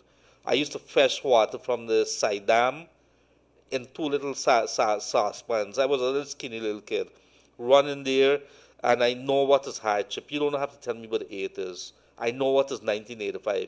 I wrote Common Entrance in 1985, yo. So I know about hardship. So when it comes to what our people would have gone through, and I see the boys walking in here, royally, yo, with banana cake in the hand, and Solara too. Thank you very much. I got to show the You people will. this. I got to show the people this. You're lucky. You're lucky. You're lucky. I begged them Yog, to give you Yog a has come piece. through. Thank you, Anita. That It sounds can be good. Yog that did it. But I begged the boys to give you a piece. You're lucky. You got a good brother like me. thank you very much, my brother. You've come through, and that is unfortunate that we can't say the same for some of the people that we would have expect who should know better, who should do better. There's a caller online. Yes, good afternoon, caller. You're in the air. Good afternoon, gentlemen. Good afternoon. Sorry, I haven't heard from you a very long time. Very I familiar took a voice. I took a break because I'm tired of all this happening. But I'd like to make a few points. The first one is I did hear Mr. Yog said that whatever he's sending is for those guys, and you have to beg. So he didn't plan to send any for you. So I support you there. Thank you. Secondly, I agree with a part of what the caller said. I, being a security guard, know a lot more than security. I know. I have challenged many times over the period of years decisions of lawyers of the Bar Association. And so I agree they are selective when they come out to speak, and they don't speak when it's the right time. But coming back to the whole big picture, one of the things that is something our 54 years we have developed a system in this country. We're losing you there, little caller. Yeah? Oh, We're sorry. losing a little. Yes, we have developed a 54 years principle among our civil society and professionals where we have placed ourselves leaning in different directions for political parties time and time again. And today what we're seeing is a confirmation of all that, where people don't trust this one, people don't trust that one. What we do need is to really have a discussion. I talked about my fears as a PVP, and my fears doesn't make the results disappear and the people that vote changes. That's the democratic process. The fact of the matter is to be in a country and to see us define the world of people who are standing up for rights the way we are doing It is shameful and disgraceful. The other fact is, we are never ever going to end up back in a stage where people are going to riot in this country. That's not going to happen. This is a different time and a different era. What we need to do is find out. Somebody needs to ask Mr. Granger, because he says he represents any statement coming from the people. What are we negotiating on? Who is the facilitator of this negotiation? And will whatever the negotiations end result be, will it be truly accepted and we leave it in writing if we ever going to go down that road? Because we cannot take nobody's word for it anymore. I just hope and pray that this finishes quickly, because many people are suffering. I'm a justice security guard. I try to help as I can. And even I sometimes can't help, but I start to see what's going on around, how people are hungry. Thank you very much. I'll list your comments after. Thank you very much. And as usual, our security guard, and I use security guards in inverted commas there, Yog. I don't believe he's a security guard. I believe he's more than that. But words of wisdom. He's always brought the comments that has really touched my heart in so many ways, Yog. He's saying the right thing. We don't have to back a political party or any party for that matter, and not to demand our rights, not to demand the rule of law. As citizens, we always have to have that sense of thinking that the rule of law should be followed. When we think it as normal that you're driving along the road and you have a broken taillight, or you did something, one of your documents has expired, and you make sure that you have a few $1,000s in your pocket in case the police stop you, then you are the one that is encouraging lawlessness. And so if you do the right thing, if you go into the United States, you dare not drink and drive, because it's almost like murder if they charge you. You know what happens and the amount of things that could happen to you because of drunk driving. It's the same thing here. We should be demanding, we should be asking, we should be calling our neighbors, everybody to rise up and say this is not something. It has nothing to do with any political party. It has to do with the rule of law. You know how mad it is going to be to have a government that sits there that maybe sees a little girl child. I think I'm going to use the words of the boys in the street. Your little girl child there and say that belongs to us because there's no rule of law. They could take that child because you can't have a word to say it. We are going to start opening the floodgates for many things to happen. This is not what this country is about. We've come too far, we've suffered. I see the comments there, people talking about the 80s. You would have spoken about the 80s, Yog, and how we would have suffered, Yog. And this is not a place that we want to go back to. That caller made a very, very, very important point. And thank you, my brother, for calling in. Leonard, it is so very true. In fact, I had tweeted something to that effect. APNO AFC wants to negotiate. They're open for negotiations. Who can ever trust? Let us just say that, okay, we say we're going to negotiate. Who could ever trust whatever they say in a negotiation? Any agreement that is made with APNO AFC will end up at the court, end up at the Court of Appeal, end up at the CCJ, and when they finish here, go back to the court and go back to the Court of Appeal, and they're going to say, well, we didn't mean should, we meant could. We didn't mean shall, we meant will. And you know, who can, even if you were to say, let us negotiate, who can ever trust whatever APNO AFC has to say? They have blatantly, yes, 2 days ago they went to the OAS and they lied blatantly in front of everybody. So who could trust? And you mentioned the 1980s. I am sure the people, I'm sure, Leonard, you may remember. You remember the exercise books? Mm-hmm. You remember the exercise books, ladies and gentlemen, that had the president's picture? You had to adore it every day. The maximum leader. And Leonard, you remember those days of paramountcy of the party, where the party flag was being flown at police stations and public buildings. So that's the kind of thing, and that's where Granger came out from. That's the kind of thing that we have as a threat to Guyana's future, Leonard. And I don't want to scare people, because as a people, we can rise. We can have a period of non-cooperation with evil. But the truth is, those who forget the past are doomed to repeat it, and we must not forget the past. This is where Guyana has come from, and we are not going to allow Guyana to go back there. Thank you very much. And I see one of our commentators here would be saying there's a big accident somewhere. Could we get some details? If I hope that is not indeed the case. And I'm going to read some comments in the meantime while our people get back to us there. The APNO FC is using the radio station each and every day to spread the false narrative about the 2020 elections. Sir, I would like to know who's paying for airtime on prime time.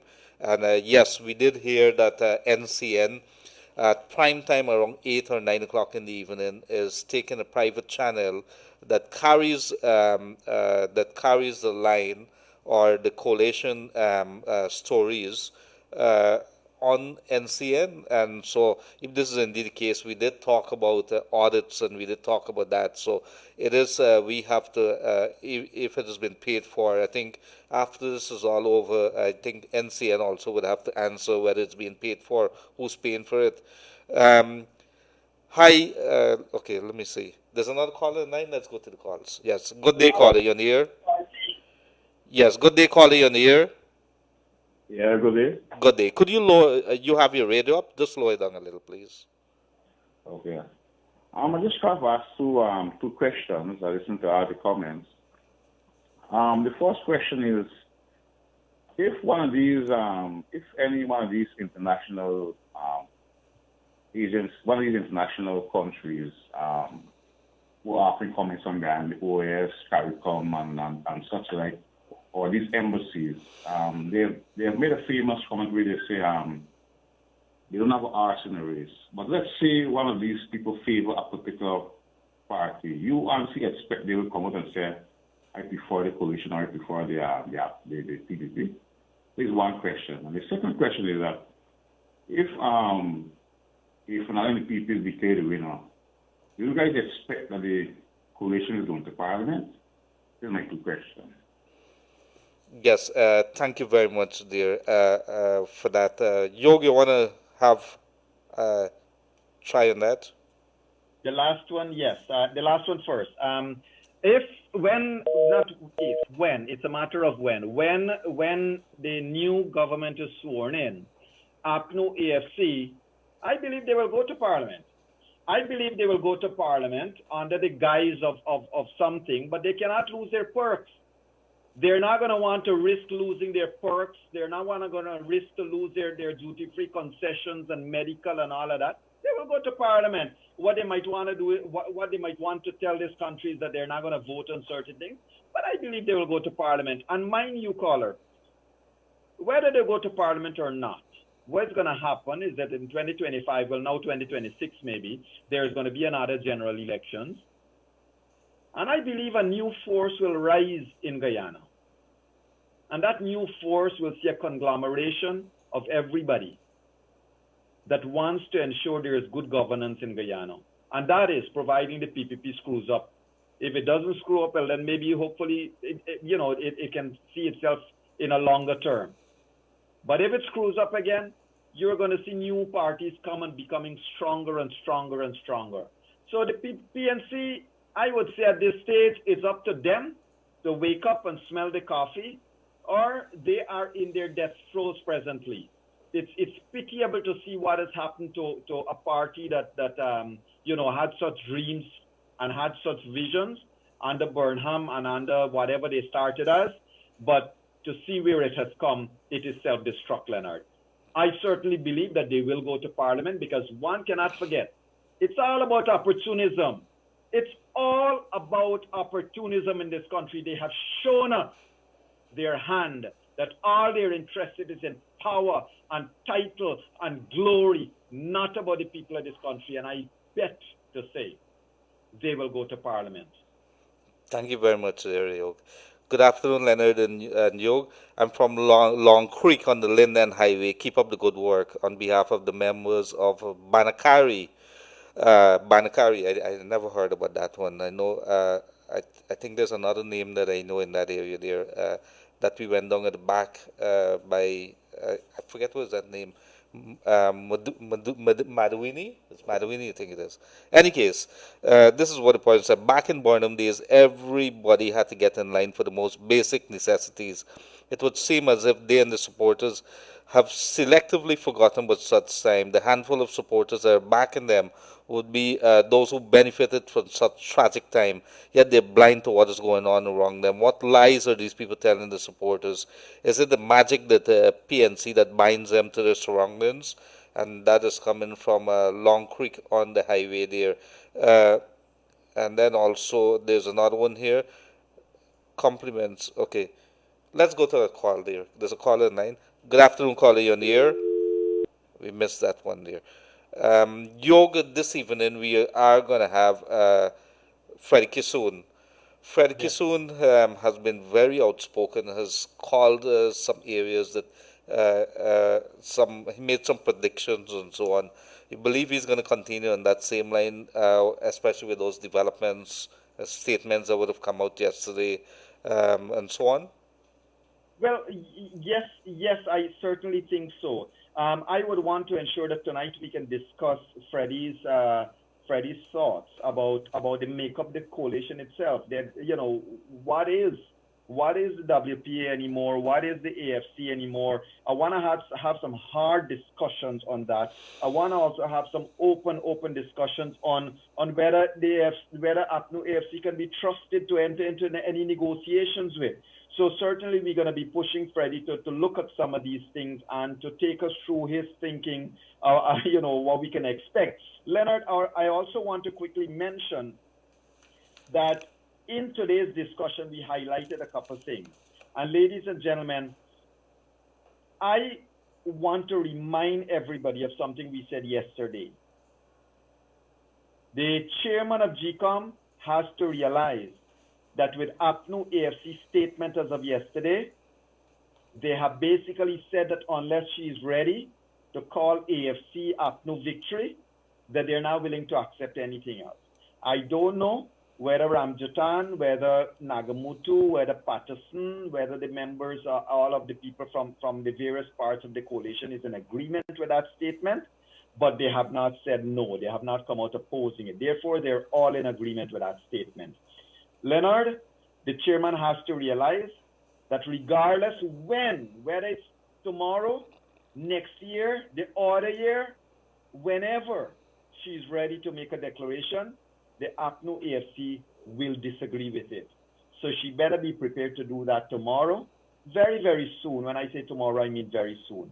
I would also like to call out members of the Secretariat of GCOM. Speak out. You guys know what has transpired behind those walls. You have seen where the folios are. You have seen where those bags with the books and so forth are. You have seen what is happening there. And I want to ask the Secretariat of GCOM, speak out. Do not fear that you will be fired for speaking the truth.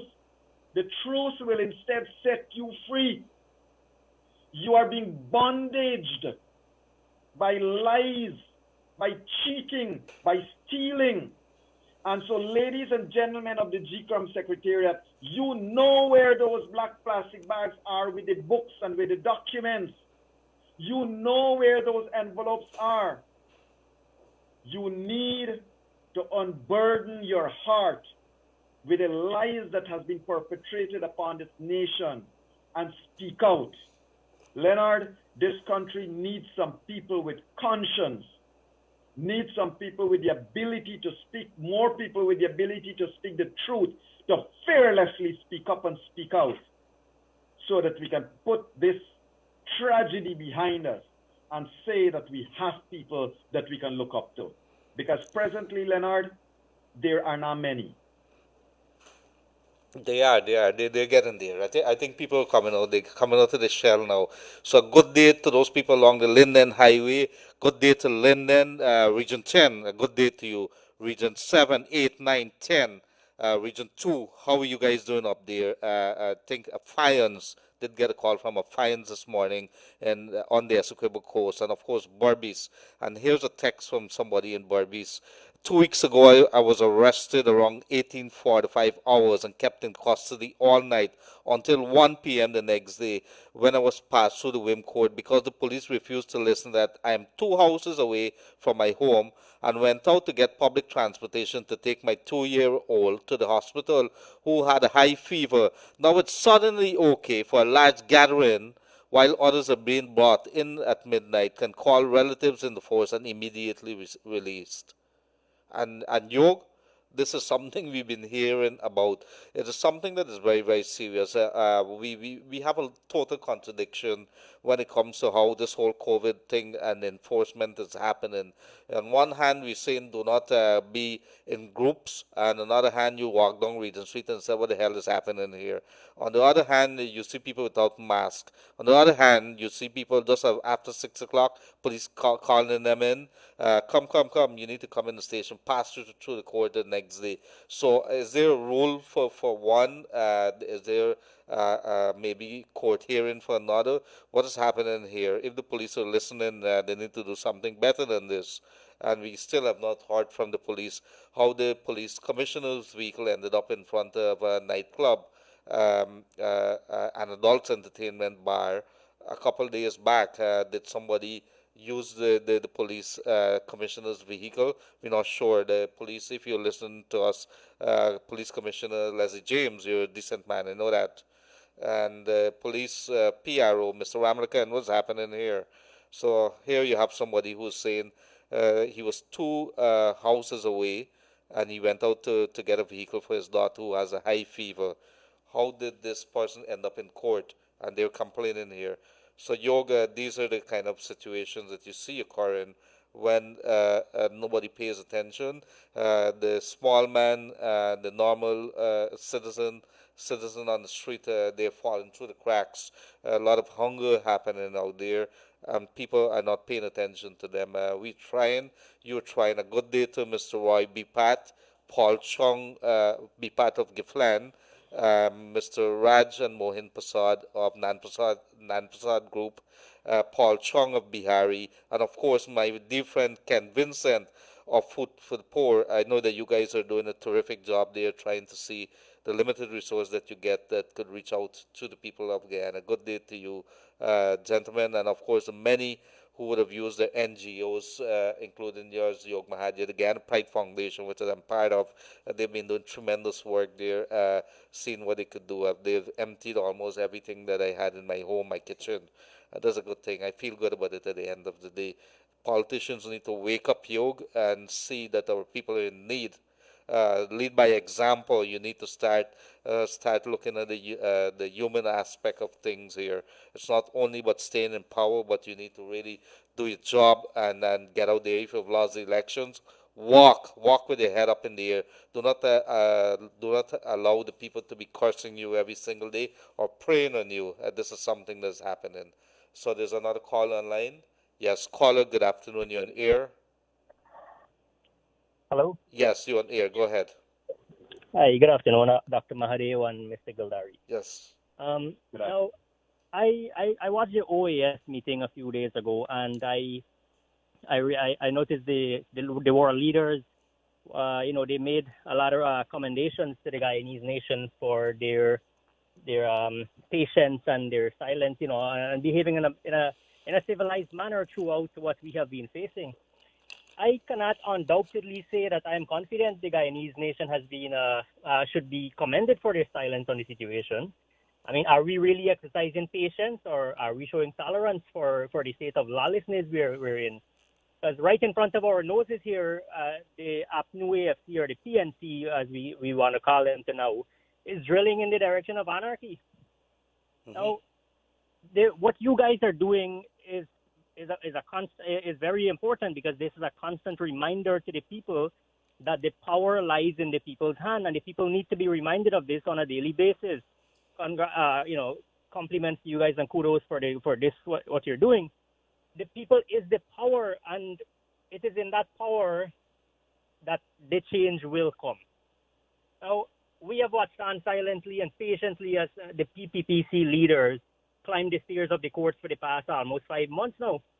fighting for an end of the bullyism by the David Granger's led PNC coalition, while we continue to suffer irreparable financial damages due to the lack of work, closed businesses, COVID-19 is on our back.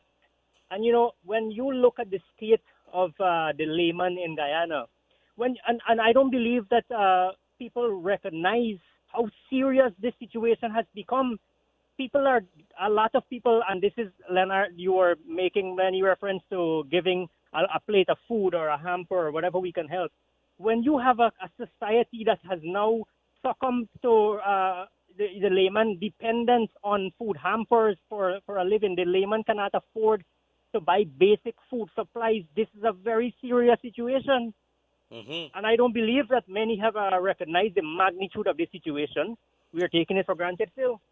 A lot of people understand. The politicians don't understand. I have a question for Dr. Mahadeo, right? Now, many might disagree with me on this, but many will also agree. I want to rest the entire blame for this fiasco we are in solely at the feet of the GCOM chair. And I will tell you what my reason is. When this whole thing started, when Mr. Mingo started to use fictitious numbers that were nowhere represented on the statement of polls. Now, Dr. Mahadeo, GCOM's chair, she could have ended this situation, or she could have bring this situation to a close immediately right here. Because she could have said, listen, I have statements of polls in my hands that belongs to GCOM, and these do not reflect the numbers that Mingo is using. I will reveal those statements of polls. Now, Dr. Mahadeo, my question is, from your rational mind, what do you think can be some of the possible reasons the chairperson can provide to us when she, for her voting against revealing the statement of polls that GCOM have in their possession for Region 4, when the PTPC commissioners moved the motion to have those statements of polls released? What do you think can be some of the possible reasons that the chairperson was against revealing those SOPs? Thank you very much, caller. Yog, you've heard the caller asking. Well, I would want to, we can only presume. I cannot put myself in the chairman's mind. But Leonard, I would want to think that the Madam Chair might have been guarded in her thoughts or in her thinking of taking actions that might lead to a lot of emotive, disturbing behavior that will take this country down a different trajectory. So I don't know. I mean, they say, that when you look things from, I hate to use the word hindsight anymore, Leonard, but when you look at things, when you reassess your actions of the past, now it may seem to Madam Chairman that she could have acted differently. But I think in the heat of the moment and the challenges that were facing her at that time, she might have taken a decision to say, look, let us put this all behind us because we're going to go down the path of the recount, and therefore none of those things are going to matter. That's the only thing I can think of at this stage, Leonard. As I said, looking at it from now, from this vantage point we're at, we can probably review it differently. But in the heat of the moment, when she was faced with the questions, she might have taken a decision to not. I also believe, I'll be very open with you and the caller and our viewers and listeners. I also believe that a lot of times people take decisions thinking and knowing that the stakeholders in this process, I know TNI, TNM, LJP, PPPC, that they're going to take whatever decision quietly and silently. There's not going to be riots, and there's not going to be looting and stuff like that. And the converse were to be true, then a different scenario might prevail. And so a lot of times those are the things that might guide such things. Leonard, I just want to say in passing that viewers and listeners would recall that there was a criminal action that was being filed in the courts against Mr. Keith Lowenfield. And Mr. Lowenfield has been dodging the person serving him with that court document to get him to appear in court. As of probably within the last hour, they were able to successfully serve him with the court documents. And so Mr. Lowenfield, who has been evading the summons for a long time, has eventually been served and is expected to be in court tomorrow. So, you can run, you can run, you can run. One day it's going to catch up with you. And I rather predict, Yog, that there's going to be a slew of private criminal charges filed against several persons. I rather see there's going to be class suits too against several persons, not only for the delays that would have caused our businesses to probably lost opportunities, but because of what would have happened. I asked a question before whether somebody could sue because of the mental stress and everything else that would have happened because of this. I would love to see something along that way, because what the people would have gone through here, this has nothing to do with politics or so. I don't believe there's a human being in a country which we were promised. Everybody was all hyped up because of this oil and everything, and we were looking forward to a bright future. Regardless of the fact that we would have had a deal that would have been signed that we're not happy about, but we were looking, we were very, um, uh, we were very positive about this entire thing, and then it's all thrown us in a backward gear after March the 2nd, and we use March the 2nd because everything that would have been in a advanced mode of the backwardness in this country decide to take a different gear altogether after March the 2nd. This is beyond madness. Somebody really need to sue some people. Private criminal charges, I expect many of that to happen, many cases of that. Let me just add this to the point I made in response to the last caller. Ladies and gentlemen, we also got to realize that maybe I'm just putting some thoughts together here. Maybe at that stage when Madam Chairman would have been making her decisions, she would have had meetings with her commissioners. She would have had meetings with her secretariat. Remember, she has a secretariat under her. And at that stage, she would not have known Keith Lowenfield would be doing what he has turned out to do. So she might have had trust that, or she might have had their word that certain things would be done, which I guess she would have learned differently as time progressed. Thank you very much for that, Dr. Yog Mahadeo.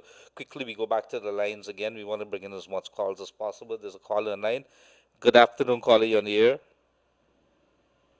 Yes, good afternoon, caller, you're on the air. I think we would have lost that. So let's see some other comments in the meantime, Yog. Um, uh, uh, Somebody asked, why is it that all the church doors are closed? And I presume we could use it by extension, mandates and mosque. But there's still a lot of gatherings at wedding parties, wedding house and parties. Very good question. According to Glenn Washington's song, you see a man face, but you don't know what's in his heart. They're heartless people. I'm tired of this thing. So that's coming there from one viewer listener. I think we've already reached a state of what Venezuela is without even the sanction, because people are suffering from starvation. Good day, Leonard and Yog. Keep up the good job. I'm from a Fiance on the Essequibo Coast, and presently everybody radio just tune into Kaito Radio. A good day to you people on the Essequibo Coast. We're happy for what you're doing, and Dr. Yog Mahadeo. The boys on the Essequibo, of the Essequibo Eagles, would like to say thank you. I'm not sure what's the Escobar Eagles, but I presume you know, Yog. We're so blessed to have people like you in this country. We need leaders like you. Yog, you're a politician now, but go ahead. Who's the Escobar Eagles, Yog? It's a team of bright, energetic youngsters that have gotten together. We have created, along with Mr. Rambali and the entire team there, we have created a brand new cricket team. Young people interested in serving their country and interested also in forming themselves together in practice training and cricket.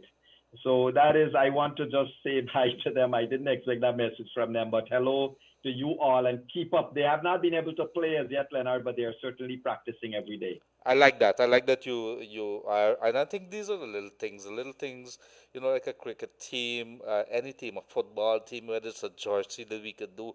One of the things that I really, really liked on this program here, Yog, this afternoon program, I know that Room 592 has taken a different level, it's gone to a different realm in terms of bringing the conversation up we're talking really serious things, the development of this country, and on issues of laws and things like that. But on this particular program, the Elections Watch, we have seen so many of our good people who are willing to, give, put out the belly, as they say, to help our people and the offerings.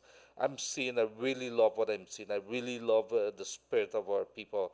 This is something that I never really paid attention, but I've started, start looking at it, and I've seen the selflessness that is coming out from our people, and that's why it hurts me so much that our politicians could really not look at our people. We've been, maybe you and I would have been fortunate to travel a couple of places, and we would have seen how people are, and then we come back to our country and realize, you could walk into a man place, go up to Burbies, and they take you there. They would offer you food from within the kitchen.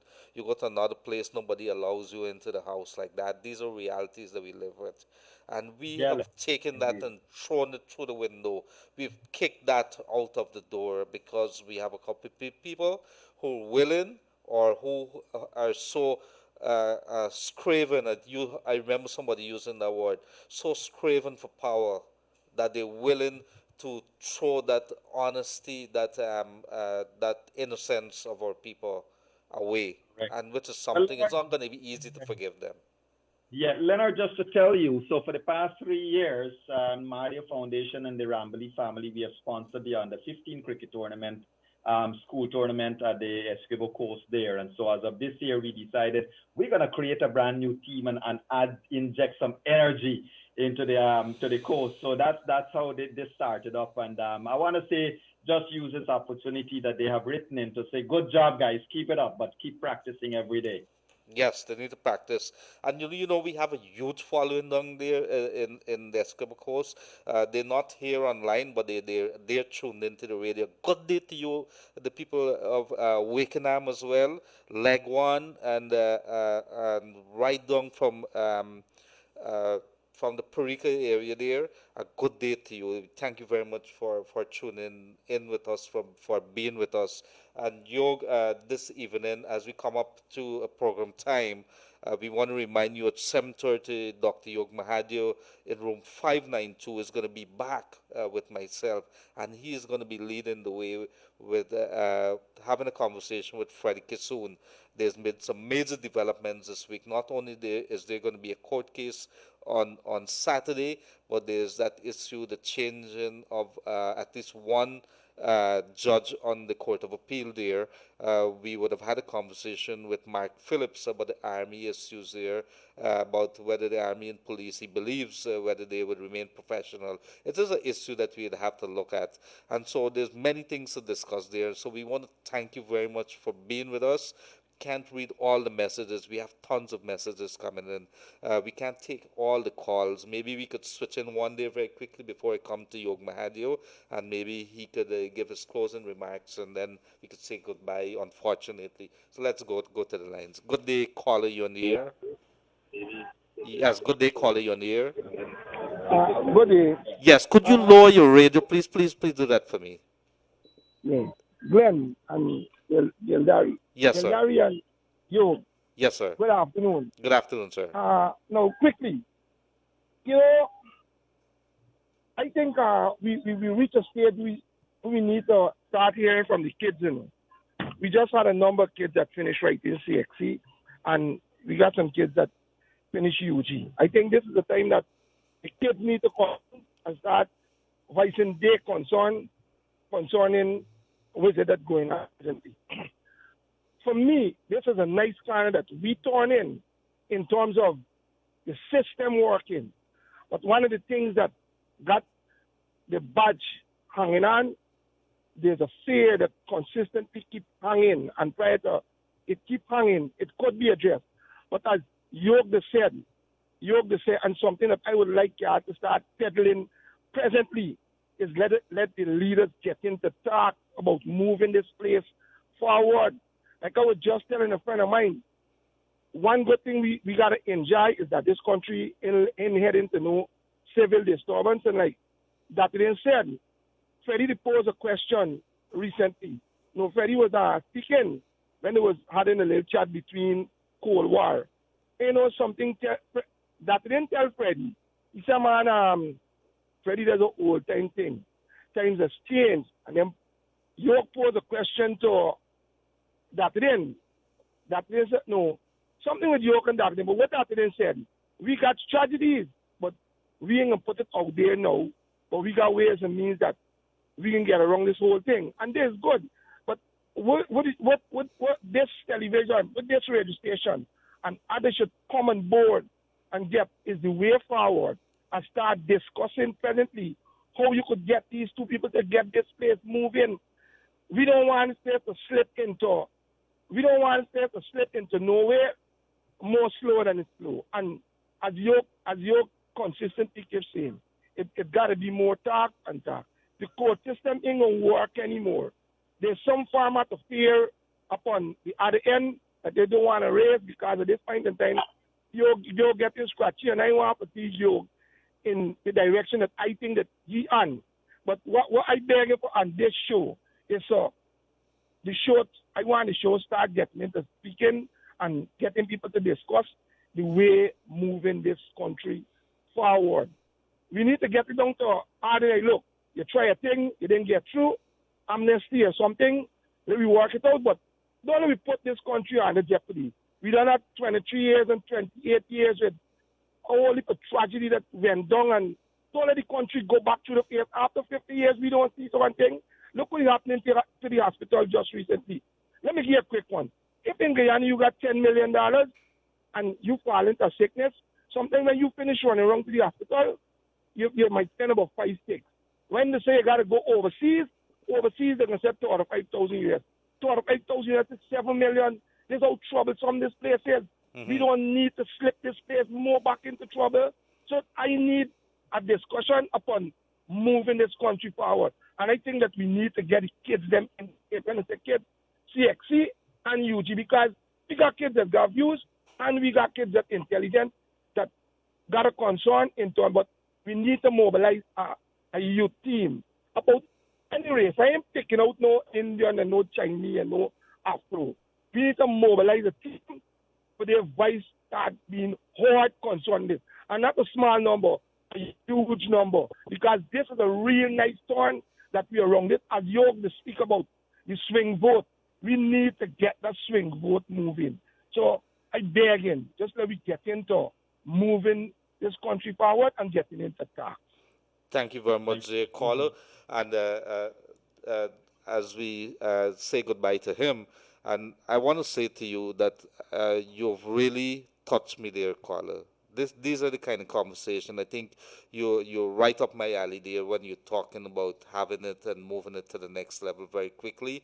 These are the conversation that I would like to see too. And anything that is going to uplift this country, I am behind that. I want to be part of that discussion. Yog, over to you, because I really like that caller. These are the people that we need to hear from. Thank you. And I would like to extend an invitation again to that caller. Yes, we need to have the conversation. Send me your number, sir, so that we can stay in contact and plan some future conversations. Leonard, I would like to take this opportunity to announce, and thanks to our forefront soldier in this regard, Miss Annette Arjun. Ma'am, yes. You are doing a fantastic job, and I wish to acknowledge you and the work you're doing for our environment. And Leonard, July 26th, which is a couple of days from now, we're going to be celebrating World Mangrove Day. World Mangrove Day. And ladies and gentlemen, why this is important, especially to Guyana, is that while there is not enough heed being given and paid to the mangroves, that is the first line of defense, good, cheap, nice form of defense against rising sea levels, one has to also keep the point about the greenhouse gases. And presently, Guyana is in a very bad state where we have contributed to the decimation of the world's ozone layer. Leonard, as we speak, over 10 billion cubic feet of natural gas would have been flared by Exxon. And look, we spoke about this 2 months ago. we are so focused on elections Yep. that we're getting what we are doing to the world. The only thing we can hand over to our children is this country and these lands and waters and what is happening to it. So while we are twiddling our thumbs, all of these things are happening. Anna Tartun would have posted, and thank you again, ma'am. She would have posted that along the coast there's flooding that is taking place because of rash decisions that seem to have been made by persons to destroy the mangrove protection that we have had. We all got to contribute. It cannot take one person and two persons. And you know what, ladies and gentlemen, no agency alone can contribute to the cleanliness of our environment. No agency can stop you and me from throwing garbage and plastic bottles and plastics out there, man. We got to be responsible people and start to take ourselves and our own actions under control. So I wish to join with that call, and I wish to say that let us all learn a little bit about mangroves and the protection of our shorelines and protection of our country, and let us all start. And I'm certainly hoping, Leonard, that's another thing that I regret. Every second Monday, we are supposed to have a discussion in Rule 592 on the environment and on nature and stuff like that. And we are unable to because of this election impasse that keeps going on and on and on. Mm-hmm. Yes, it is. It's very important. Come down to these basics one day, Leonard. Yes. I thank you very much for that, Dr. Yog Mahadeo, and he's going to be leading the way, room 592, this evening with Freddie Kissoon, columnist, Kaito News columnist Freddie Kissoon. I must tell you, we did receive some sad news not too long ago that there was a shooting of a man by bandits in Middle Road, La Penitence. That's what we're hearing so far. Our condolences to the family there and friends, and we're trying to bring some more details on that. In the meantime, if you're now joining us or you've joined us a little too late, you would have missed the news that Keith Lowenfield, Chief Elections Officer, has been served with documents, summons that he has to go to the court tomorrow, and it's private criminal charges against him, and he has to go to the court tomorrow. And so we are going to be back with you this evening, 7:30 p.m. sharp, room 592. It's been a pleasure as normal every single day. Very warm people, and as we talk about moving this country forward, taking it to the next step, digging ourselves out of this hole that we've been dug into by a handful of people. We pray for this beautiful country of ours, like Yog would always say, and stay strong.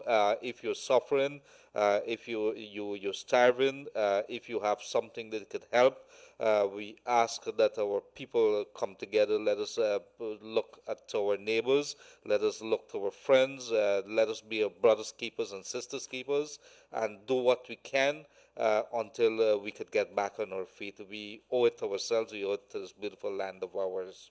Let us don't forget that. Thank you very much. Thank you to our people in the studio here. And this has been your edition of the Elections and COVID-19 Watch for July the 23rd, 2020.